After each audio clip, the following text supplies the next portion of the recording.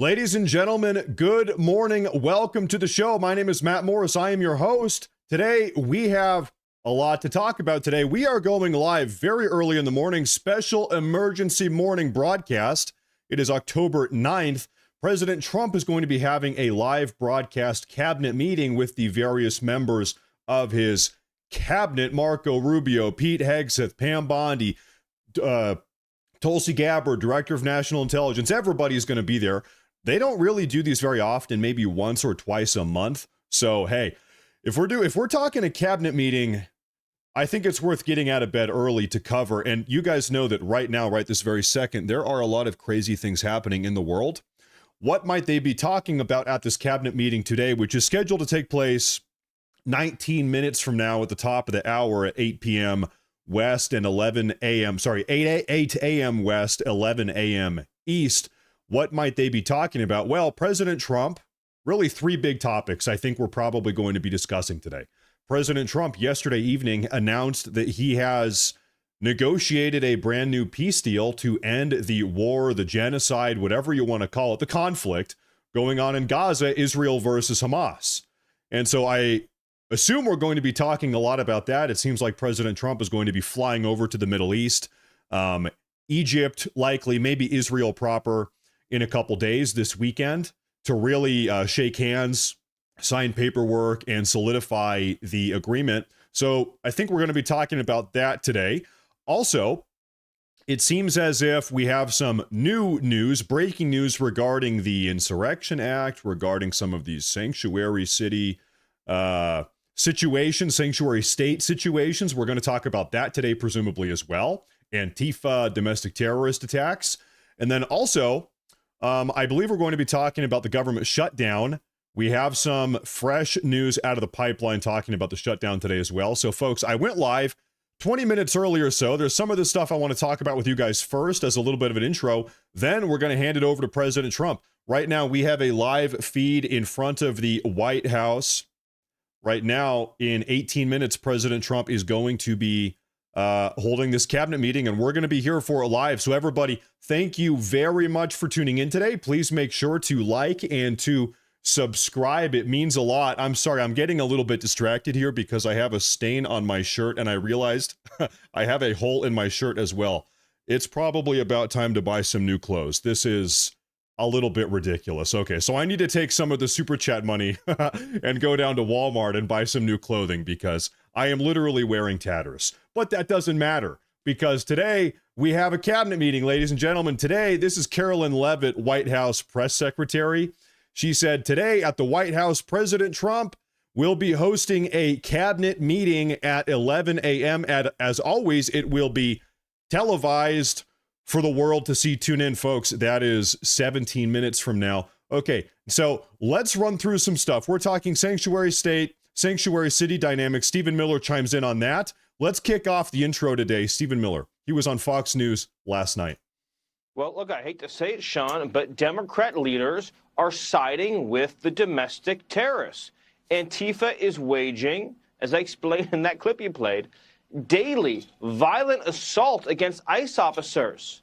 They are attempting to physically prevent ICE officers from doing their jobs. And you guys saw, you were here with me yesterday afternoon. President Trump held a big roundtable conference with a bunch of independent journalists talking about just how terrible Antifa is, the domestic terrorists. In fact, President Trump, he said, when speaking to Marco Rubio, Secretary of State, yesterday afternoon, he said, you know what, why don't we go ahead and designate Antifa as a foreign terrorist organization as well? We've already designated them as a domestic terror organization. If we sign an executive order, check that box, foreign terror organization, what that does is allow President Trump to really ramp up his efforts to crack down on the foreign money, the foreign global international financiers pumping money into Antifa from abroad. So we got to do that also. They said yesterday, yeah, let's do that. Using every means imaginable, including, of course, as we saw just a few weeks ago, attempted murder. And then we saw a few days ago another attempted murder through a vehicle ramming attack. It is unceasing. Day after day, night after night, Antifa terrorists, as was explained to the event in the White House today, are trying to kill ICE officers, attack ICE officers, threaten their families, dox them, and do everything in their power to try to prevent Immigration and Customs Enforcement from getting violent criminal aliens out of this country. Now, look at what happened by contrast in Washington, D.C. When President Trump's program was put in place, when local leadership embraced the Trump plan, the Trump program, what happened, Sean? It's never been more peaceful. People have never felt more free. As President Trump said on your show tonight, they're going out to restaurants, they're going to monuments, they're taking lovely strolls in the evening with their loved ones. You know, I was considering actually, now that Washington, D.C. is finally safe, my wife has never been there. I've got 2 kids, a 4-year-old and a 2-year-old. I've only been to Washington, D.C. once. That would be kind of a fun little family vacation. It's a long flight for us, but I might have to take my family over to D.C. and just show them around the capital. It's the nation's capital. You know, Trump is there now. It's safe. I think it's a nice thing to do if you're an American. It is a beautiful, architecturally, it's a beautiful city with a lot of history. The only people who have lost are the criminals, the gangbangers, the drug dealers, the criminally illegal aliens. The Trump plan has brought historic safety to one of the most violent cities on earth, Washington, D.C. That's what President Trump wants for Chicago. That's what he wants for Portland. That's what he wants for Los Angeles. And yet Democrats are on the side every night of the gangbangers, the predators, and now even the domestic terrorists. There you have it. And now, folks, I just saw a breaking news report. I want to bring this up on the big screen for you guys. This is just popping up right now. Take a look at this. Speaking about Antifa domestic terror, take a look. Portland Antifa has announced they are going to shine lasers at law enforcement helicopters this weekend. This is their flyer. You're invited. Laser tag. Every night for weeks, we are forced to listen to the threatening rhythm of helicopter blades as the federal regime spies on us. The only limit power knows is our refusal to submit. This Saturday, October 11th, that's 2 days from now, I'll tell you what, you guys already know, you guys are smart.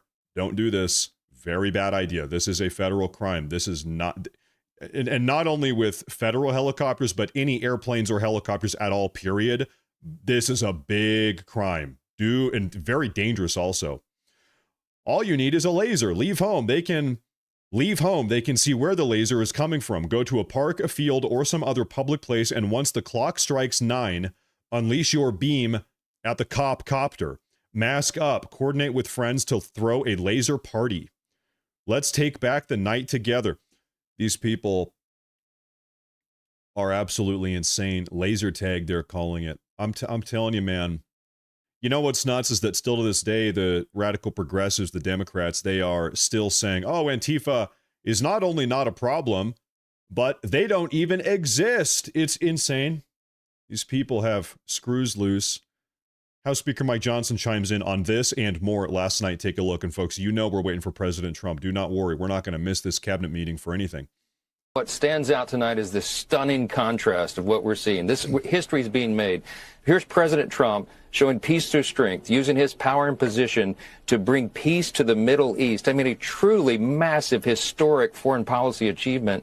Returning hostages, restoring security to Israel, setting a foundation for lasting peace, and reducing taxes on hardworking Americans at the same time, and ending the border crisis, and ending the crime crisis, and reducing fraud, waste, and abuse in government. And now settling international conflicts all around the globe. And here's the Democrats on Capitol Hill acting like a bunch of clowns. They're trying to lie to the American people. They're trying to play politics with government funding, and real Americans are being harmed. I think that there is such a stark contrast. I'm not sure there has ever been such a strong contrast between two political parties. The Republican Party is delivering for the American people, and the Democrats trying to make a show out of this. Right now, that's the case. And folks, like I said, there's a lot to talk about today. If you're sitting here waiting just like me on the edge of your seat for this cabinet meeting here to start, there is a lot going on in the country. There's a lot going on in the world. What is this? This has got to be day number 9 or 10, correct me, of the federal government shutdown, of Schumer's shutdown. In fact, I want to show you something here. Chuck Schumer, yesterday afternoon, take a look at this. And of course, we're going to talk about the situation in Gaza here in a minute, but Chuck Schumer, yesterday afternoon, the engineer of this government shutdown, he said to the press, I'm just going to read this quote for you. We interviewed Senate Minority Leader Chuck Schumer on Wednesday in his Capitol office, where the New York Democrat was as bullish as he's ever been about his shutdown strategy. He said, and I quote, "Every day gets better for us," Schumer asserted. So as if there was any mystery as to who is creating the shutdown, who has orchestrated and designed this shutdown. Chuck Schumer sitting in his office. That's yesterday afternoon. According to Punchbowl Press, he says, every day this shutdown gets even better for us. Now, here's the problem. It would be one thing if that were true. That's just not true, though. Obviously, he designed the shutdown. He's the one pulling the strings here. Maybe even AOC. You know, we've talked about that as well. But this is a Democrat shutdown. Here's the deal. This is colossally backfiring. This is not working for them. You guys have seen the approval numbers. You guys have seen how the American people feel. Listen, somewhere between 65% and 70% of Americans blame the Democrats for this shutdown. They're saying, listen, open the government up. Chuck Schumer, this is ridiculous. Now, I do see, I've got to recognize this one. This is from Dilema. $99.99. That's a massive super chat. Thank you. Now I can go buy a new t-shirt. Hey, thank you. Now I can buy some new clothes. Hey, thank you very much. Says, hi, Matt. I'm trying to gift some subs. However, YouTube is not giving me the option. So I'm giving it's a super chat. Thank you, young man, for all the effort, orthodoxy, put into this thing you do. That's right. I said, young man, hey, thank you very much, sir, ma'am, sir. Either way, thank you. I really appreciate that. That means a lot. I'm out here. Hey, listen, it's a one-man show. We do our best. Sometimes there are hiccups and sometimes there are holes. There are holes in my shirt. But every day we're out here. You know, I think we are making a difference. And I think it's you guys, it's me, it's all of us together. This community here, and that's the proper word. It is a community here. I look forward to going live and talking to you folks every single day. It's the highlight of my day.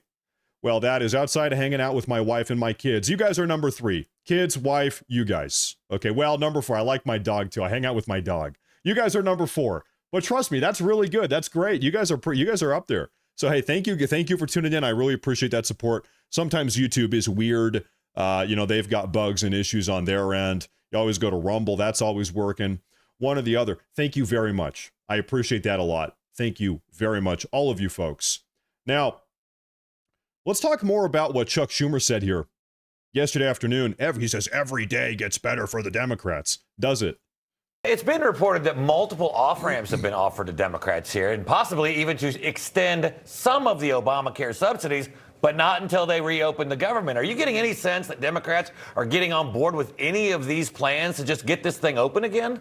I would expect at the end of the day, Chuck Schumer, whatever happens among Democrats in the Senate, Chuck Schumer will still vote against it. He has dug in and is trying to be able to appease a very far left progressive base that has been after him because he's not been fighting enough against Trump. Yep. And so now his goal is to show he's fighting against Trump, is to be able to keep checks from federal workers and from members of our military. In fact, Chuck Schumer even said yesterday, things are getting better for Democrats each day. I was like, yeah, they're getting better for you politically while they're getting worse for the members of our military. Yeah. That again just frames exactly what's going on in this. Now, I'll tell you something. I just want to get this out in the ether. I just want to have this leave my mouth here. Not that I think this is going to happen. I'm not even worried at all about this happening, but I'm going to say it regardless. Trump cannot capitulate to the Democrats. He cannot, he should not, he must not. And like I said, I don't think he will. I think there's approximately a 0% chance. Want to say it anyway. You know, I guess what this means is that this government, this is my hope, my desire. This government does not open until the Democrats, Chuck Schumer, capitulate to Trump. Trump cannot capitulate to these people. Even if that means keeping this beast of a government shut down, keep it shut down. We cannot negotiate. Because what does Chuck Schumer want? What do they want? They want health care. They want taxpayer-funded benefits for illegal aliens. No. That's a hard no. We are not doing that. Hard no. Now, what this might mean is that maybe President Trump and the Senate Republicans, they might need to activate the nuclear option and start pushing stuff through. Listen, hey, Chuck Schumer, if you're that dug in, well, we are going to go nuclear. We are activating the nuclear option, and we're going to start pushing through bill after bill after bill after bill. All we need is 50 votes in the Senate. Vice President J.D. Vance steps in. He acts as the tiebreaker. There's your 51. And as long as you keep this government shut down, we're going nuclear bill after bill. We're going to pass 10 bills a day, and we're going to make this country great again. Maybe we're not there yet, but that might be the next move to come into play here. That might be what's coming up next year. You cannot negotiate with these people. By the way, Senate Majority Leader John Thune speaks up about this. Let's see what he had to say here. Their leadership has no interest in a solution. When Chuck Schumer is saying this is getting better for us every day, that's not somebody who wants to see this get resolved. Yeah, and they are pandering to the left-wing special interest groups out there who have demanded this and demanded this showdown with the President of the United States. And so we've got a bill, as I've said, that's passed the House, that's sitting at the desk in the Senate that we could pass today, put it on the President's desk, he would sign it into law, and this shutdown whole fiasco ends, and people can get back to work, and we can start paying the federal employees who are starting to miss paychecks. I just can't believe. Listen, I've got family members that are Democrats. I open up Facebook. I see what people are saying on Facebook. All my friends on Facebook are Democrats because I'm from the Portland, Oregon area. And I'll tell you what the rhetoric is coming from the left right now. Unironically, I kid you not, this is so incompetent, it sounds just ridiculous, but this is what they are saying, is that, well, this is really a Republican shutdown. Really, it's a Donald Trump shutdown because the Republicans have the House, the Republicans have the Senate, the Republicans have the White House. So therefore, if the government is shut down, it must be the Republicans that shut it down. That is the narrative. That's the talking point coming from the left. Listen, hey, dum-dum. Okay, pardon my language. Hey, dum-dum, you need 60 votes to pass the budgetary continuing resolution. The Republicans only have 53. The Republican House passed it. The Republican White House, that's Trump. He says he will pass it. He will sign it. It's got to go through the Senate. Every single Republican senator, 53 of them, they have signed off on this. You need 7 Republicans. Okay, listen. In spite of the allegations, President Trump, the Republicans, they're not a bunch of fascist dictators. They actually do have to work through the democratic process, and the Democrats are the ones, Chuck Schumer, digging in his heels. It is absurd. Folks, we have a minute here before President Trump begins this cabinet meeting. It's set to start in 3 minutes, so we've got a little bit of time to talk about this big topic. Everybody, take a look at this. President Trump last night announced one of the biggest deals of all time. He said, I am very proud to announce that Israel and Hamas have both signed off on the first phase of our peace plan. This means that all of the hostages, 21, I believe, are currently living, and there are 40-something bodies, deceased hostages, that will be returned as well. All of the hostages will be released very soon, and Israel will withdraw their troops to an agreed-upon line as the first step towards a strong, durable, and everlasting peace. All parties will be treated fairly. This is a great day for the Arab and Muslim world, Israel, all of the surrounding nations, and the United States of America. And we thank the mediators from Qatar, Egypt, and Turkey who worked with us to make this historic and unprecedented event happen. Blessed are the peacemakers. I was going to say that. Blessed are the peacemakers. Donald J. Trump, President of the United States of America. Thank you for your attention to this matter, as he likes to say.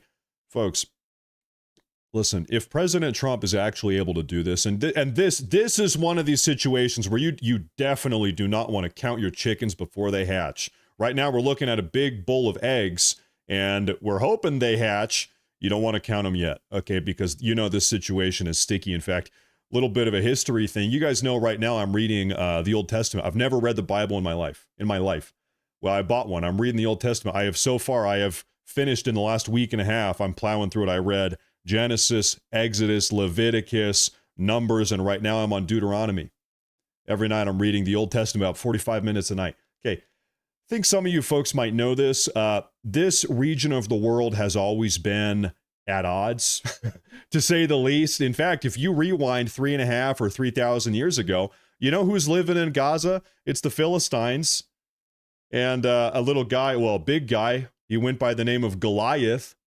You might remember him from Sunday school. And so listen, there's always been conflict in this region of the world. President Trump, the reason I give the history lesson here is because it's worth acknowledging President Trump with this deal might be on the cusp of bringing about peace in a region of the world that has effectively been at war for 3,000 years or more. Okay, If that's not a Nobel Peace Prize, hell, I don't know what is.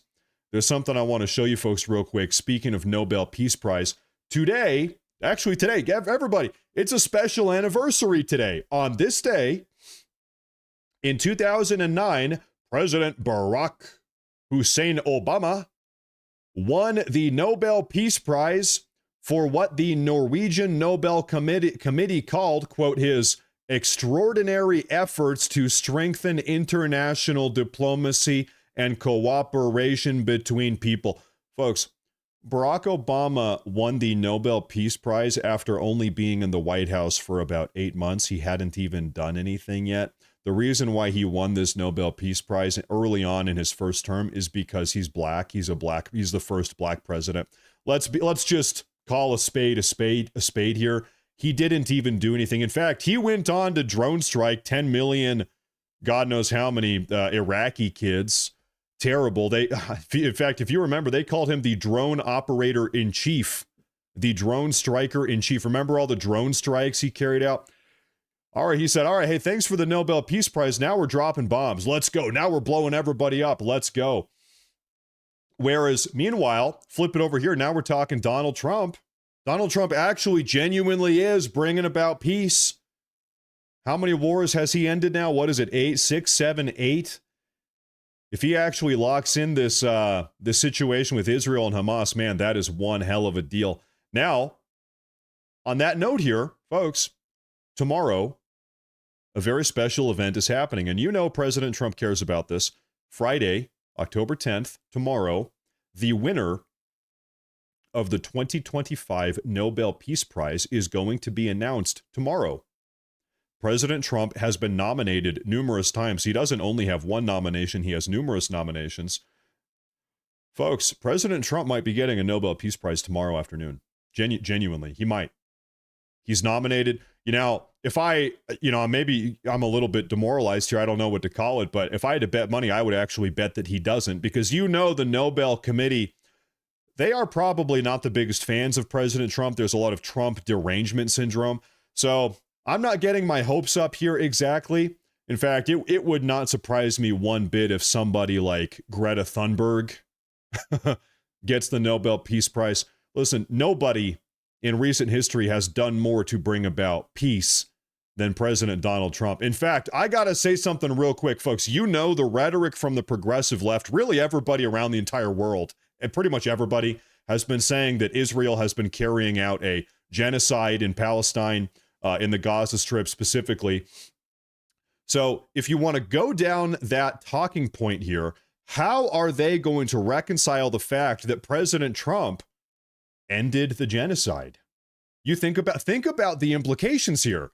If Israel genocide, which is what everybody's been saying for about 2 years now, a year and a half, okay, well, the far left, they are going to have to come to terms. They're going to have to recognize the fact that President Trump has just ended the genocide. They're going to have to recognize that, because they're the ones that are pushing that talking point in the first place. Listen, in fact, I would say right now that President Trump at this point has saved more Palestinians than Joe Biden and Kamala Harris ever did during their presidency. Can we acknowledge that? I think that seems to be the case. Now, speaking about the hostages, Howard Lutnick, who's part of the Donald Trump team here, take a look at what he had to say about this. They want to say something. Is that right? He's with the parents of the hostages. All right, hold on. President Trump, you have the best crowd in the world. What do you guys have to say to President Trump? Thank you. Thank you. You did it! You did it! It's his last night. Thank you. This is amazing. Mr. President, we believe in you. We know you've done so much for us over the past, since you became a president, and even before that. And we trust you fulfill the mission until every hostage, every 48 of the hostages are home. Thank you so much. Blessed be the peacemakers. God bless you, Mr. President. God bless America. Thank you very much. You just take care of yourselves. The hostages will come back. They're all coming back on Monday.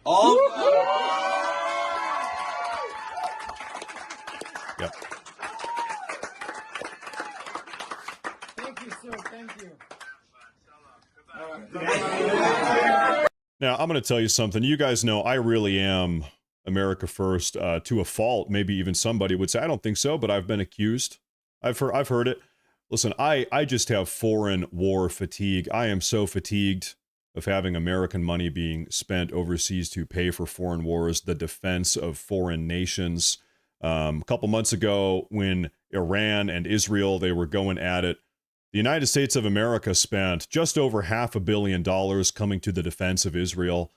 Listen, if there is any reason to bring about peace, be all over the world, Eastern Europe, the Middle East, beyond the saving human lives, it's so that we can stop spending money. We are $37 trillion in debt. We have got to stop spending American tax money, the money that you guys are paying the government. We have got to stop spending that money defending everybody else all over the world. Okay, listen, we have our own problems domestically. We've got crumbling infrastructure. Listen, we've got to keep some of our coffers are empty. Okay, we are in debt. We've got to stop spending money elsewhere. And you know what? Credit to Trump. The best way to stop spending money on this stuff, frankly, at this point is to negotiate peace, honestly. Now, this is the U.S. ambassador to Israel, Mike Huckabee. He chimes in here.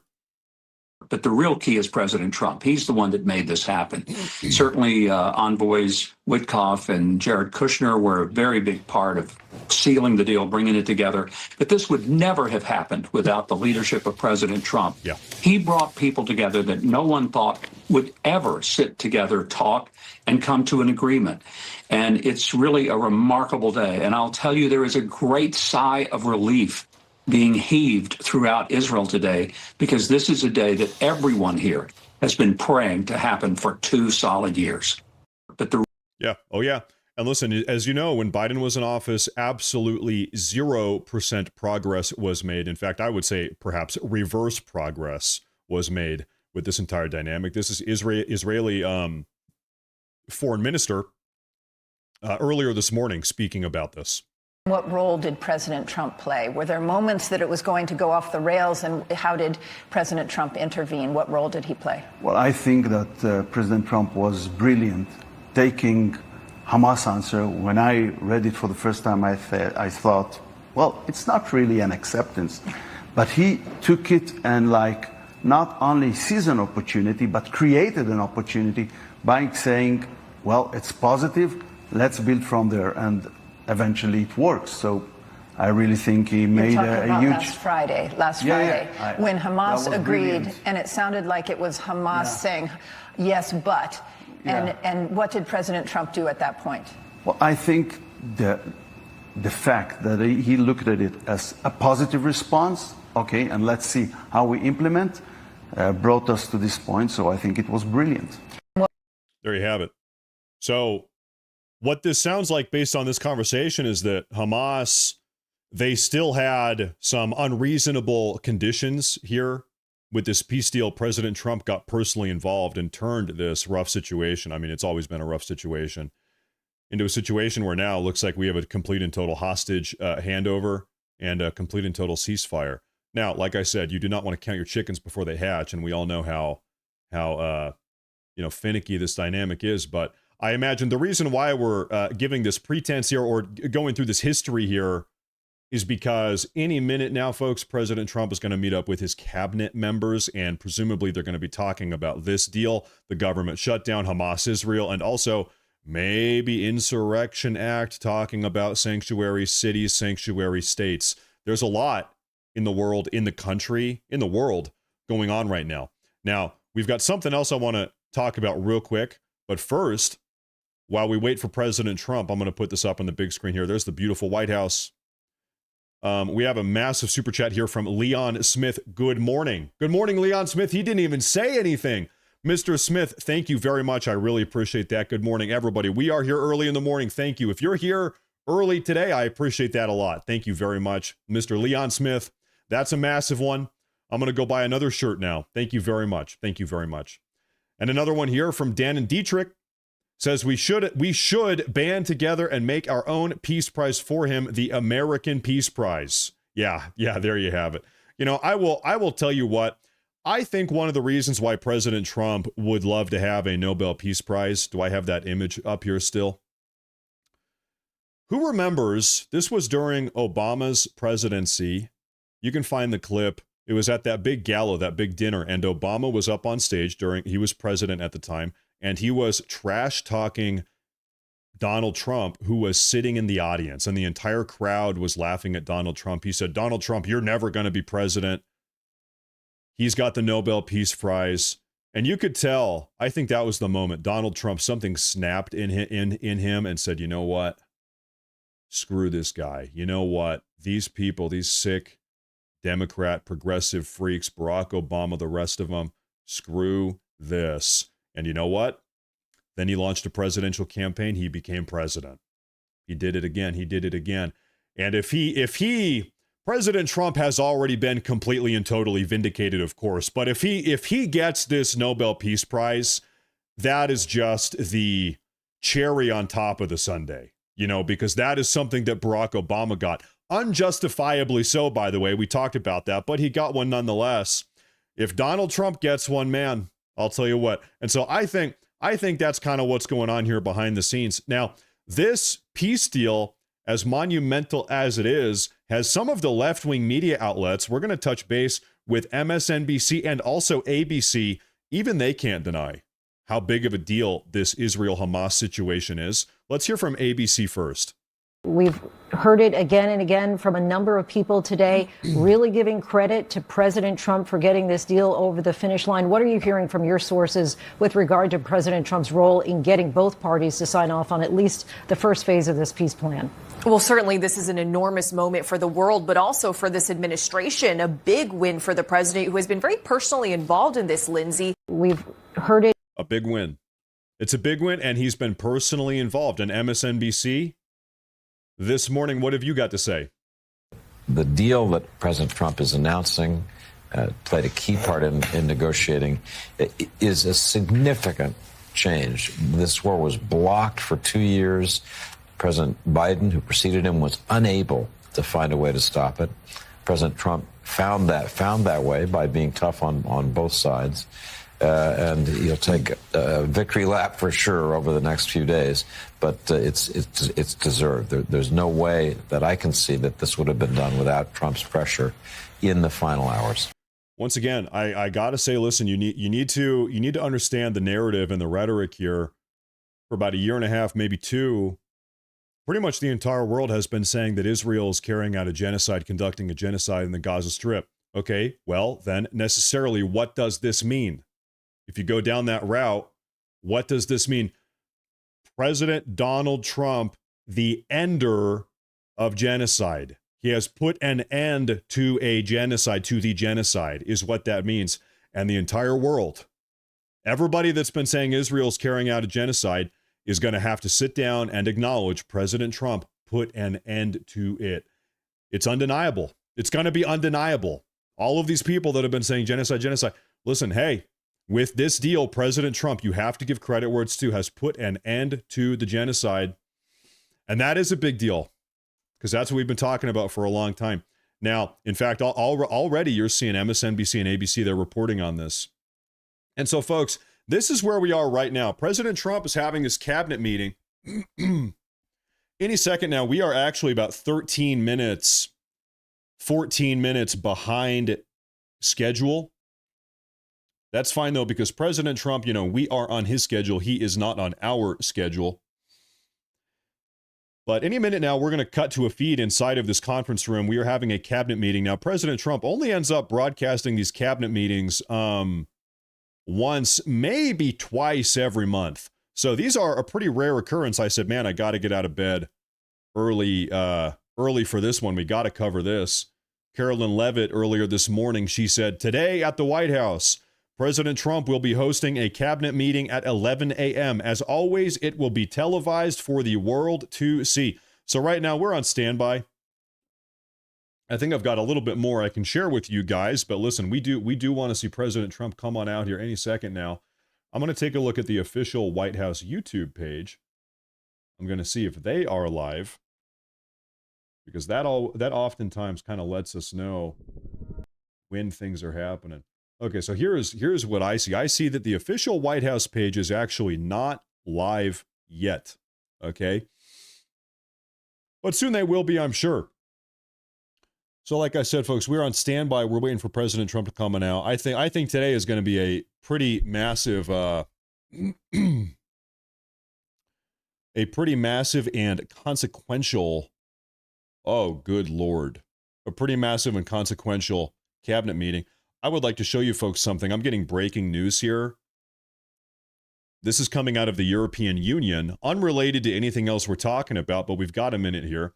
New European Union releases their LGBTIQ plus equality strategy for 2026 to 2030, encouraging self-determined gender, quote, free from age restrictions. Excuse me? And exploring new legislation under Article 83.1 to create an EU definition for hate offenses committed online. We've already seen this in various European countries. The United Kingdom, which is not part of the EU, but I would consider it to be European, they are already aggressively cracking down on free speech, speech that is critical of the government of the Starmer regime. They're arresting people left and right for criticizing the mass migration that's going on. We've seen that a lot. And so now maybe this is the template, this is the plan, what they want to implement in the rest of the continent. However, perhaps even more strange and curious and frankly evil than that, they want to push LGBTIQ. I've never even heard that one. IQ. You can self-determine not only your gender, but also your age. Free from age restrictions. Well, that sounds like something that a child predator. It kind of sounds to me like a bunch of child predators got together and drafted up legislation so that they could prey on children. Frankly, that is what this sounds like to me. We need to pray for the European Union. That is not looking good.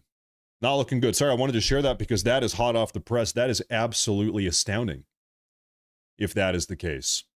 We'll keep tabs on that. Folks, any minute now, President Trump, we're having this cabinet meeting. Now, here's what I would like to do. I'm going to actually pull up the White House rapid response page because all day, every day, around the clock, they are posting breaking news updates as we have them. Oh, look at this. 11 minutes ago, Chuck Schumer has just reaffirmed his stance that each day the shutdown prolongs with our troops and federal agents going unpaid, things get better for the Democrats. Each day our case to fix health care and end the shutdown gets better and better, stronger and stronger. Oh, there you have it. There you have it. So, you know, it seems to me that Schumer and the Democrats,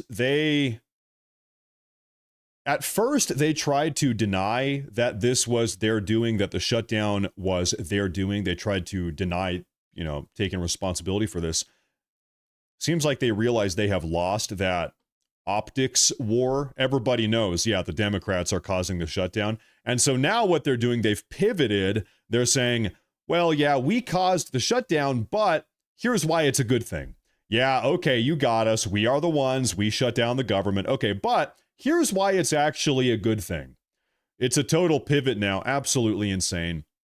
This is what I think. I think that every single day that this government is shut down, I think that Chuck Schumer should not only not be paid, I think he should pay us. I think every day that this government is shut down, Chuck Schumer should have $100,000 taken out of his net worth. That's my opinion. Listen, these people, their first most fundamental job is to keep the government open. Beyond that, that's like the foundational level. Keep the government open and then do whatever, then pass your legislation, put your bills together, then do the rest of the stuff you need to do as a House rep or as a senator. These people, Chuck Schumer has failed at his most foundational job, which is keep it open. So listen, if you're in the private sector and you fail at your job to this degree, you're losing money or you're fired. Maybe he just needs to be fired. I don't know. Make this guy lose money. This is John Thune a couple moments ago on the Senate floor.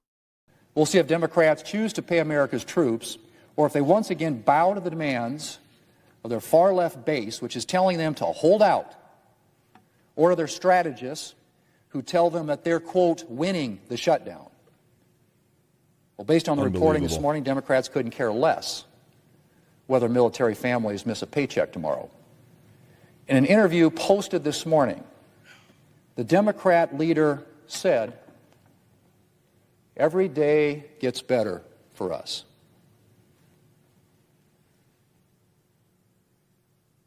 Every day gets better for us. Mr. President, this isn't a political game. Democrats might feel that way, but I don't know of anybody else that does. Mr. President, the longer this goes on, the more the American people realize the Democrats own this shutdown. A Morning Consult poll finds that, and I quote, "Voters increasingly blame Democrats for the government shutdown," end quote. In the latest Harvard-Harris poll, 65% of voters think Democrats should reopen the government instead of holding out for their partisan demands. But Democrats are apparently being told to hold the line by their far-left base, and so this shutdown drags on. I'll tell you what, you call me a little bit vindictive here. I don't know what you call me. No, it's not vindictive. I just want justice. Really, it's a never-ending desire for justice. I hope that President Trump makes Chuck Schumer and the Democrats pay for what they are doing. That's what I hope. And if that means firing every single left-leaning federal employee that so far has been dragging their feet and doing everything they can to undermine and subvert the America First agenda, fire them. Goodbye. If that means pulling money from blue states, sanctuary states and sanctuary cities, ripping away federal money, pull it. Hey, we're in a shutdown. We don't have money for that type of stuff. The government is shut down. Cuts have to be made. So we're cutting away all that progressive rot. Goodbye. That could mean a lot of things. That's what I hope. Now, I have, folks, while we are waiting for President Trump and his cabinet meeting here to get started, we are on standby. Thank you all for your patience right now. This is happening any minute. I have some news for you that I think you guys are going to like. Now, I'm sure you all heard the other day, do we have any football fans? NFL. The NFL announced that they're going to be having a homosexual Puerto Rican rapper who doesn't speak English singing at the halftime show, at the Super Bowl halftime show. His name is Bad Bunny. And obviously, this has upset a lot of football fans. Football fans generally tend to be a little bit more conservative. And so it's like, what the hell is going on here? NFL, what are you doing? So there's been talk about boycott. We're going to boycott the NFL. We're going to boycott the halftime show. We're going to boycott the Super Bowl. A lot of people talking about that. This is Bad Bunny. In fact, Bad Bunny responded to some of this drama. You know what he said? This is from him. He said, you know what? All of these bigoted Trump voting Americans, they've got what? They've got a couple months to learn how to speak Spanish. If they want to enjoy the halftime show, they better start learning Spanish if they want to watch the Super Bowl this year. That's what he said. Screw this guy. Screw this guy. Well, I've got some good news here for you. I see this here. Breaking news. Turning Point USA, it's true. Turning Point USA is thrilled to announce the All-American Halftime Show. Performers and event details are coming soon, February 8th, 2026. Folks, Turning Point USA, they are going to be putting on their own halftime show at the same time as the Super Bowl official halftime show, so that all of us Americans have something to watch instead of Bad Bunny. So you're watching the football game, great. Okay, halftime show. Okay, turn off the TV. I'm turning on Turning Point USA. We have our own halftime show. Who do you want to be there, Creed? Can you take me? Yeah, okay, I'm not going to sing for you guys. But you could have Creed, everybody. Hey, everybody loves Creed. So who knows? You could have a lot of great musicians up there. So I think this is a great move. That's a great move. TPUSA. My grandfather was a big football fan. He passed away about 3 years ago now. It was October. He was a diehard football fan all his life. He was a Cowboys fan, Dallas Cowboys. He loved football as much as anybody could. In fact, he actually died in his chair watching a Dallas Cowboys game. I kid you not, he died watching the Cowboys in his chair. God bless him. Now, in the final couple years of his life, he told me that he said, and I quote, NFL is gay. This is my grandfather. He was 87. He passed away a couple years. He said, listen, I'm just not feeling the same way about the NFL these days. The NFL is gay. And so actually later on in his life, he started watching more college football just because the NFL, it is true, the NFL has just started. It's like, man, what are they doing? What the hell are you doing, NFL? He said, NFL's gay. And you know what? Grandpa, I think you might be right. A little bit, a bit. In fact, they themselves said that. They released, this is, yeah, listen, guys, I kid you not, this is an official NFL promo during the Biden era. NFL pride. Football is LGBTQ+. This is from the NFL. They had this whole gay pride NFL thing when Biden wasn't. Remember when the entire country was gay? When Biden was in the White House? Remember, it was everywhere. Well, they got the NFL doing it also. So, I think Grandpa was right. Like, literally, I think he was right. Yeah. Grandpa's always right. Every grandpa's always right.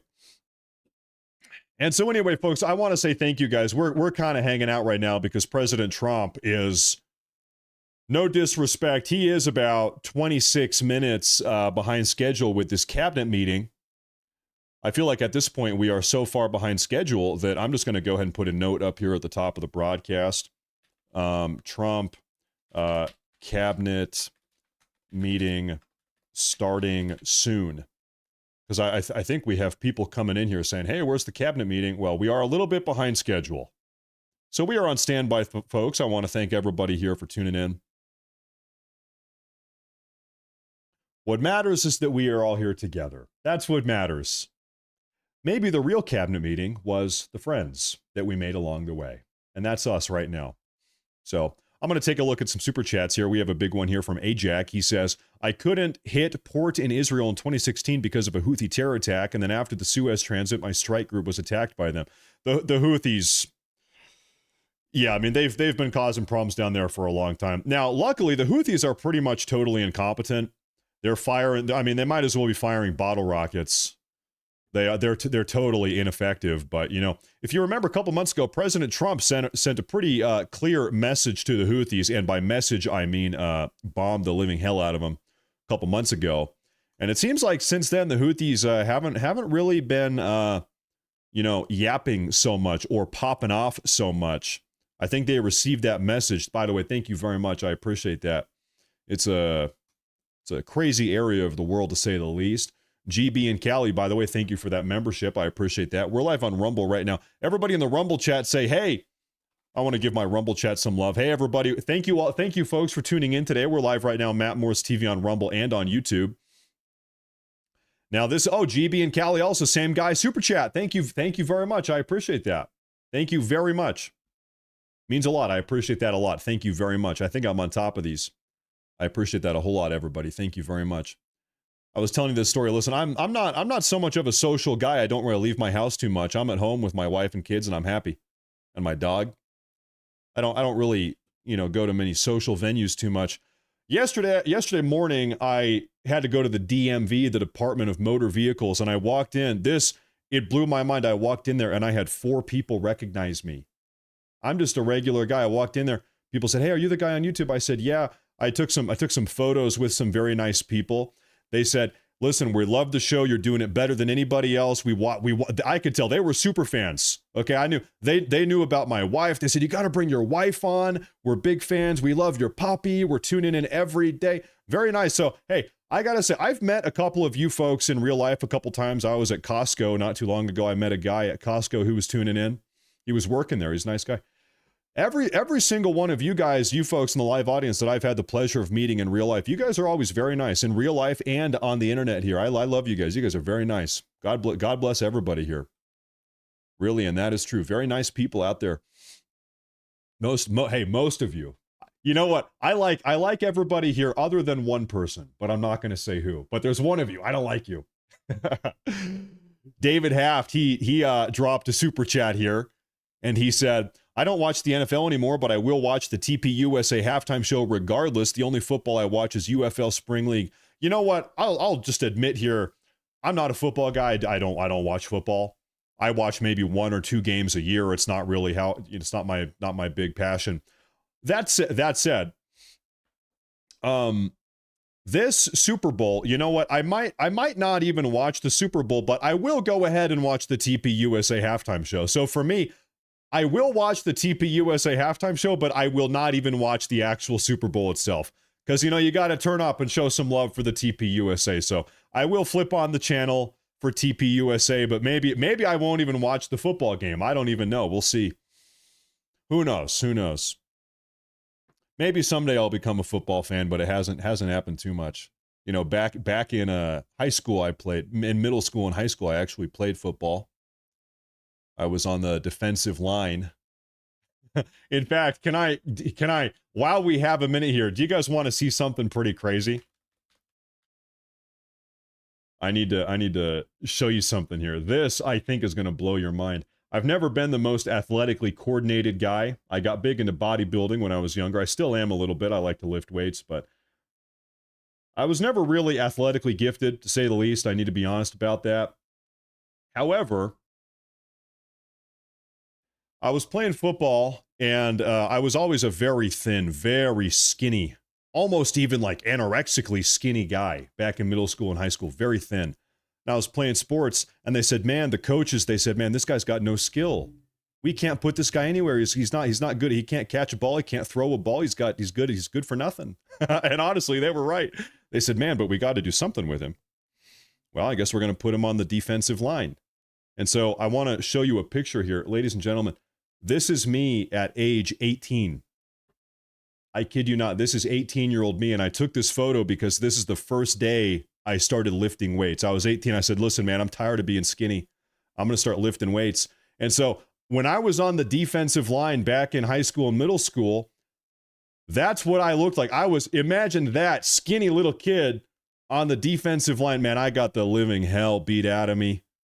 I was breaking fingers. I fractured my ribs a couple times. I had fractured ribs back in the day. Man, I got the living hell beat out of me for years. And it wasn't exactly the most fun. It was a learning experience. What do they say? They say it builds character.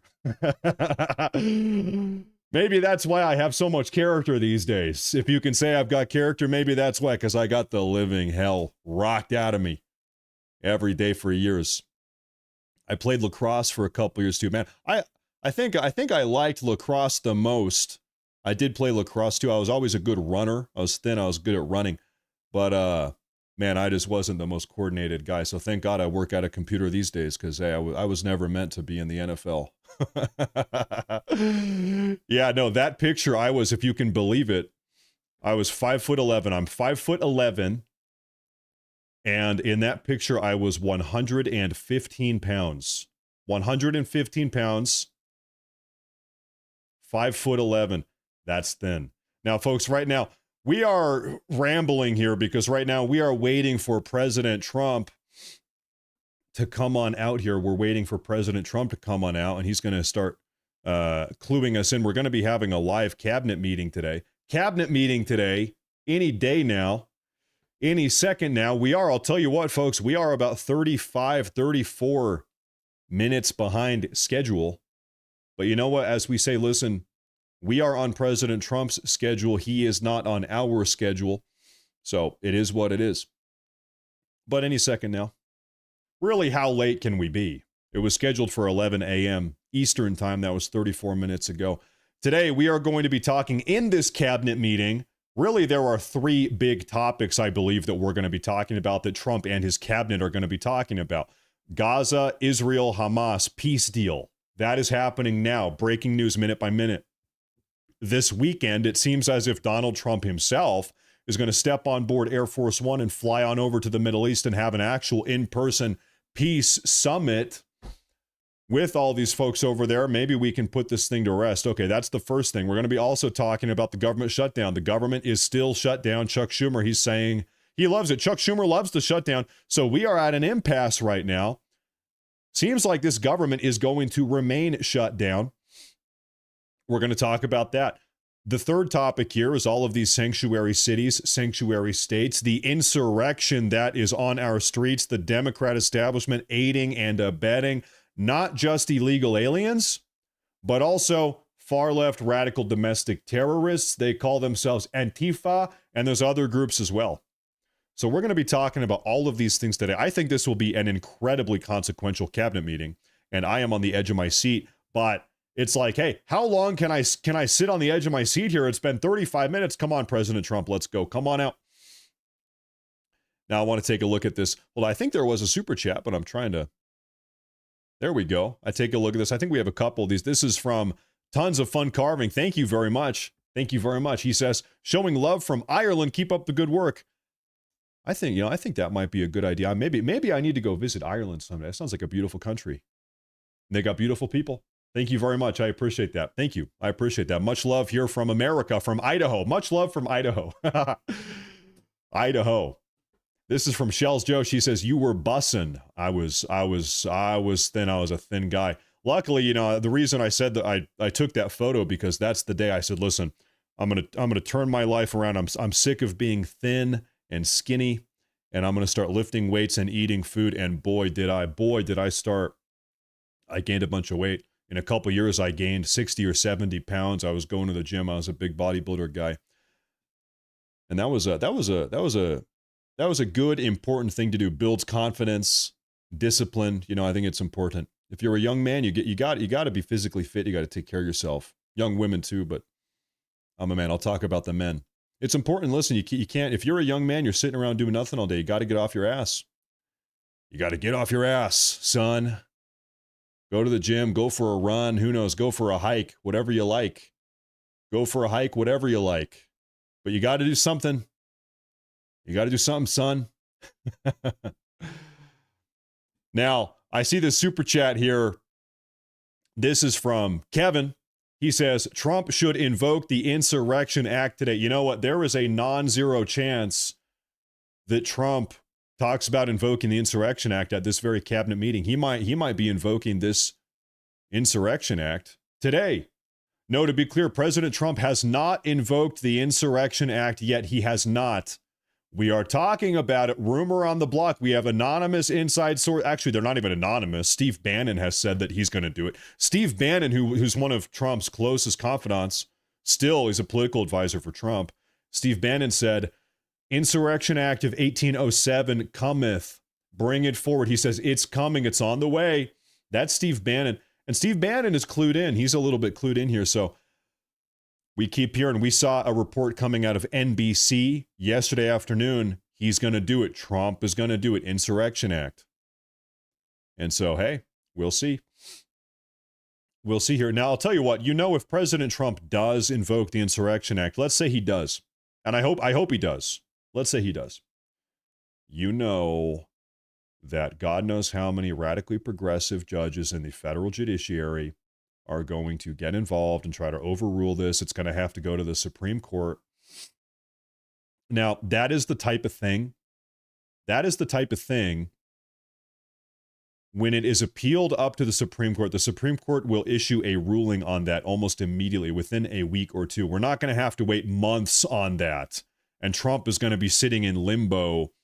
Can I do it? Can I not do it? No, that's the type of thing that the Supreme Court is going to rule on almost immediately. A couple days, maybe. The Supreme Court is in session right now. Now, you guys might know speaking of the Supreme Court, there is a big ruling coming up in the Supreme Court. They have given their word to us. By the end of the year, they will have a decision. The decision as it relates to birthright citizenship and the proper interpretation of the birthright citizenship clause in the 14th Amendment. Folks, it is a possibility, to be very clear, to be explicit here.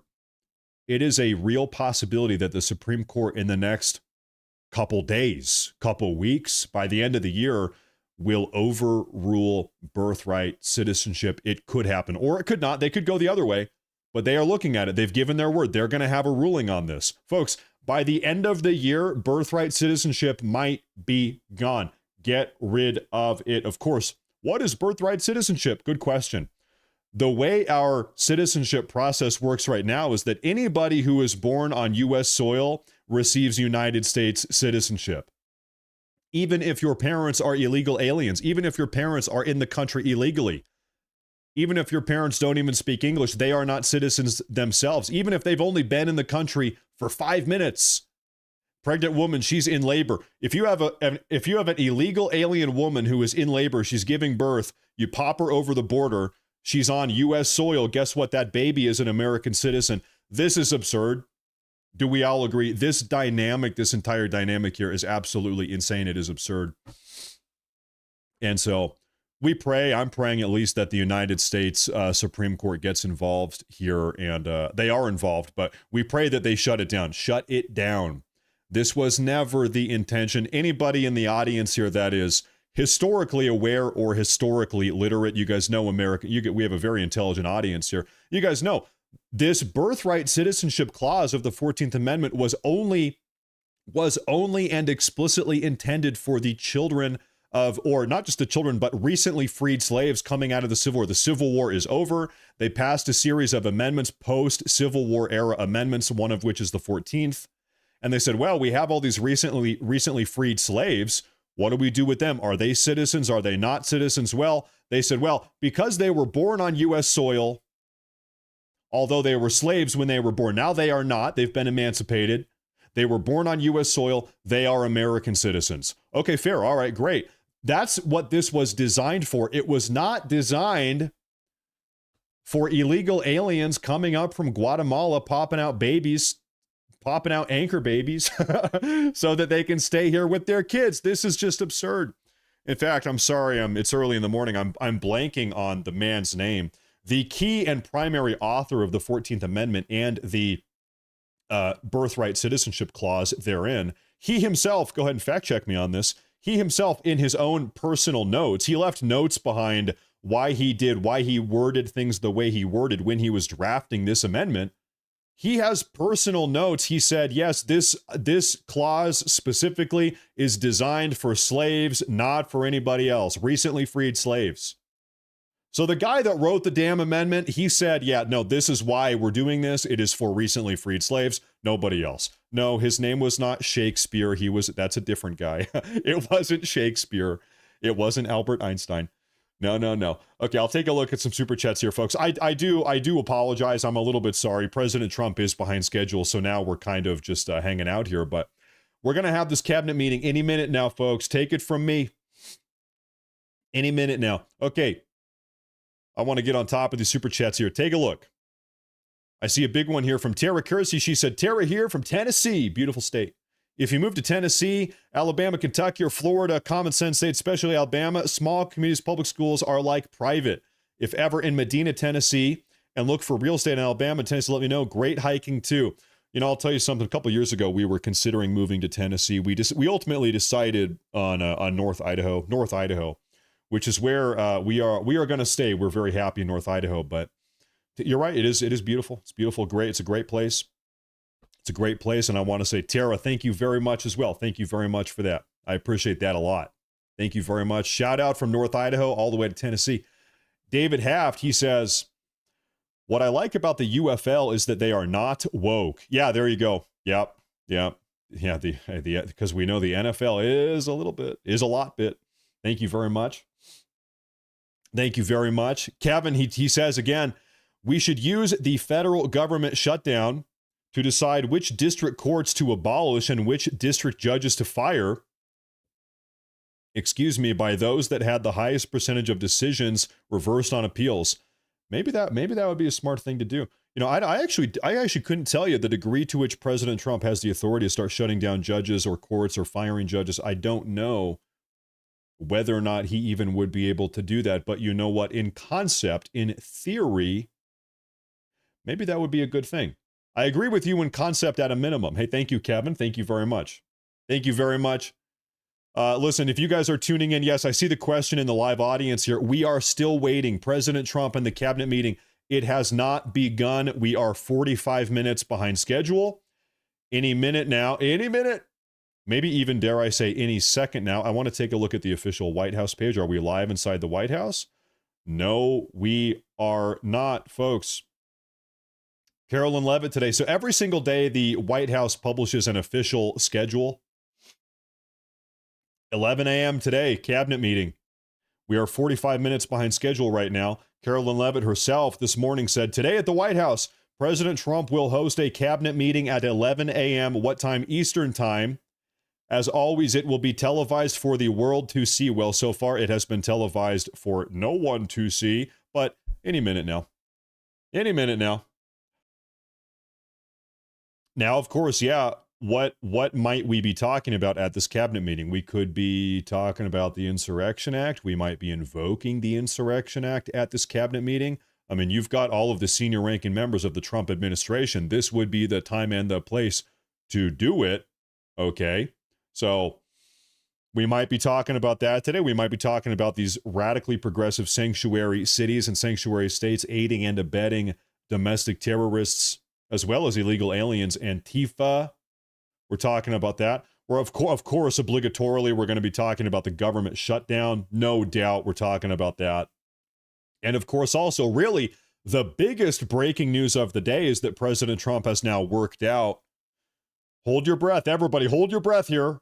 Or don't hold your breath. I don't know. But President Trump has worked out this new peace deal between Hamas and Israel. So right now, the tentative plan is President Trump this weekend is actually going to be personally flying out to Egypt, probably touching base in Israel itself as well, to shake hands, to sign the dotted line, to put an end to this conflict. Hell, we might be talking about Venezuela. You know, we might be, actually carrying out targeted strikes on narco terror bases in Venezuela itself. So far, we've only been blowing up narco terrorist boats off the coast of Venezuela. Well, we might be bombing narco terror compounds actually in Venezuela proper. So there's a lot going on. Listen, I don't know how anybody could possibly be bored with the current state of the world. There's always something going on. All your base belong to us, man. What is that? I grew up, I was playing Age of Empires, StarCraft, and Warcraft, and they all had these cheat codes, and I forget which one is which. I think all your bases belong to us. That was a cheat code from Age of Empires, I believe. Age of Empires 1, great video game back in the day. I think, we do have a little bit of an older audience here on YouTube, but I think we've got a lot of gamers. Give me, we'll do a little bit of a gamer check. Give me a 1 in the live chat if you are a gamer, if you play any video games. And in the meantime, I'll show you something here. We'll see here, because I saw the question, are you sure the press or the cabinet meeting, are you sure the cabinet meeting wasn't yesterday? Well, no, because we've got, man, there they are. Look at all those gamers. Oh my good Lord, that's a lot of them. Holy smokes. I want to show you folks something here. Guys, today, what is today? October 9th, correct. Thursday, October 9th. This is the official White House President Donald J. Trump schedule.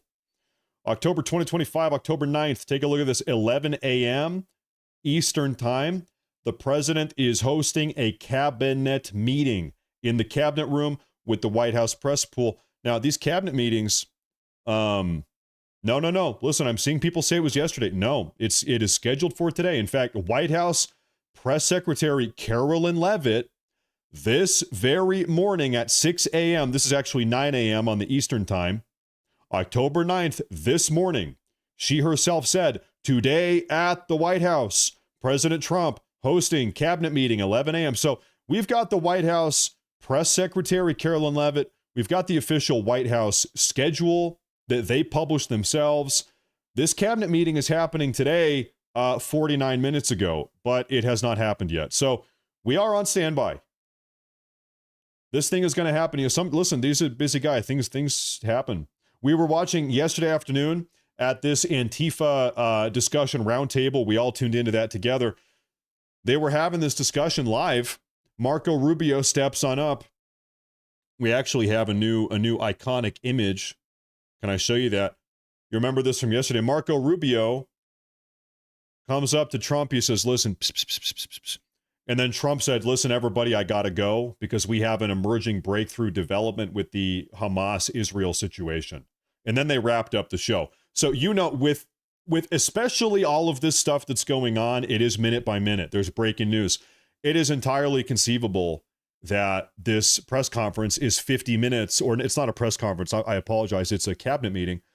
It is conceivable the cabinet meeting is 50 minutes behind schedule because as they were getting ready to go live here, something came up and they had to postpone it or delay it, right? Maybe you had another situation today, similar to yesterday, where something changes. There is another piece of news, internal development. Hold up. Okay, we got to pump the brakes here for a half hour or an hour, whatever it could be, right? So I would speculate at this point, we're 51 minutes late. I would speculate something like that has probably happened. That being said, we have no word at all that the entire event has been canceled altogether, nothing even resembling that. I'm taking a look at Carolyn Levitt's page, her Twitter page right here. What are you saying, Mrs. Levitt? Well, nothing. I mean, as of 1 hour ago, Press Secretary Levitt, she said, Trump's Israel deal, another massive victory for the president of peace. So this is what she was saying an hour ago. I think the deal's on. Of course, earlier this morning, she had said, yeah, we're having the press conference. So you know what? We have the Associate Press right here. We are tuning in live. I think it's going to be happening. Sometimes you're behind schedule. What can you do? That's the way that it goes. They say politics gets a little bit crazy sometimes. Okay, fair. All right. Still, though, that said, the official White House YouTube page is not live yet. So we are on standby. Tom Lemon says, good afternoon, Matt, and good afternoon, everybody, or morning, depending on where you are. Good morning, everybody. Thank you all very much for tuning in. Thank you for your patience. Thank you. We are on standby here waiting for President Trump. Guys, listen, you know how this really is the number one community in the world, the number one right-wing community here on the internet. Guys, we are on standby. We're hanging out. Right now, we have over 11,000 people between YouTube and Rumble right now. We're on standby. That's how you know. Listen, the show hasn't even started yet, and you guys are here hanging out with us standby. Hold up. I'm getting word here. Ladies and gentlemen, the official White House YouTube page has just gone live. Okay? As they say, patience is a virtue, as they say. Any minute now, folks. We're doing it literally now, any minute. Okay? The show is happening. Some people said it was going to get canceled. I'm going to close some of these tabs. You know what? Hey, I didn't even think about this. Today, we might be talking about the Nobel Peace Prize. The 2025 Nobel Peace Prize winner, the winner, is being chosen tomorrow. Today is Thursday. Tomorrow is Friday. Tomorrow, Friday, October 10th. And you know, by the way, President Trump has been nominated numerous times. He has not one, but numerous nominations.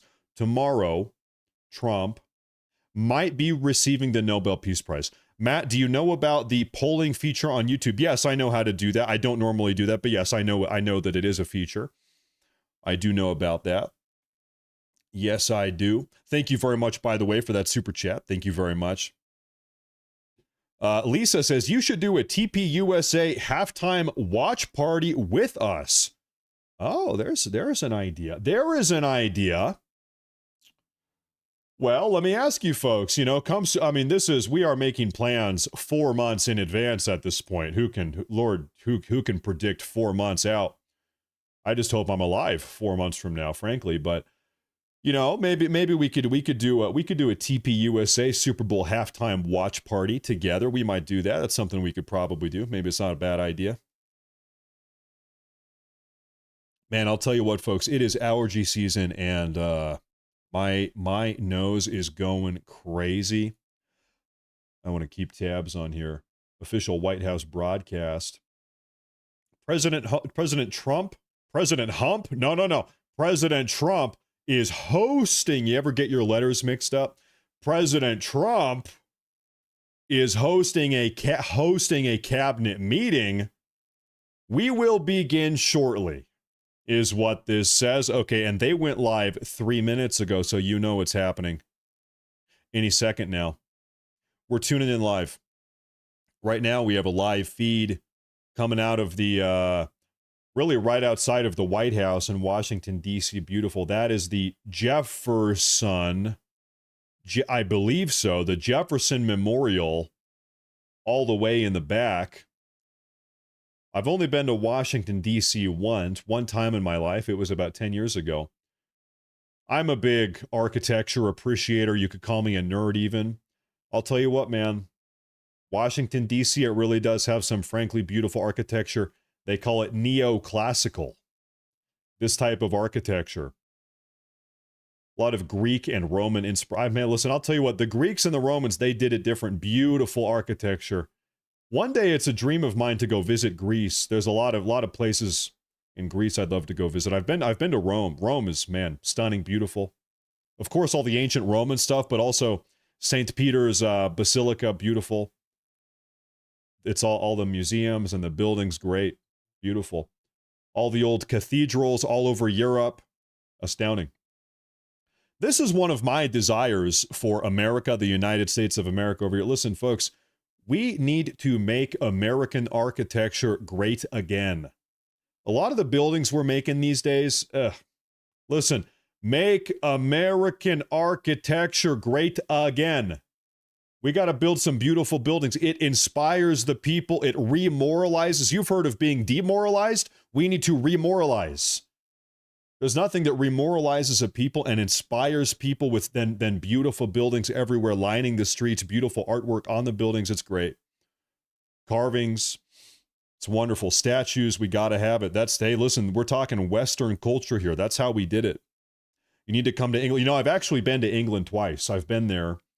I've been to Paris. I've been to, man, I guess while we have a minute here, I've been to England. I've been to France. I've been to Italy. I've been to Germany. I've been to Belgium. I've been to the Netherlands. I've been to Japan, of course. I've been to Taiwan. I've been to South Korea. I don't know, where else have I been? I've been to Antarctica on a secret undercover mission. I can't talk about that, though. No, I'm kidding. I'm kidding. Man, wouldn't that be fun to go to Antarctica someday? That's a great place to go. I've been to Canada. I've been to Mexico, of course. Been to the border countries. You got to go. Really, you know, it's a blessing. It's a blessing to travel. It really is a blessing. And you know, I'll tell you something funny here. This is going to sound weird, but I think maybe some people can relate to this. I never feel more American. Of course, I always feel American, but I never feel more American. I am an American than when I'm not in America. When I'm in Germany, you know, my wife is from Germany. Oh, I've been to Kazakhstan. I've been to Kazakhstan also. Yeah, good point. I've been to Kazakhstan.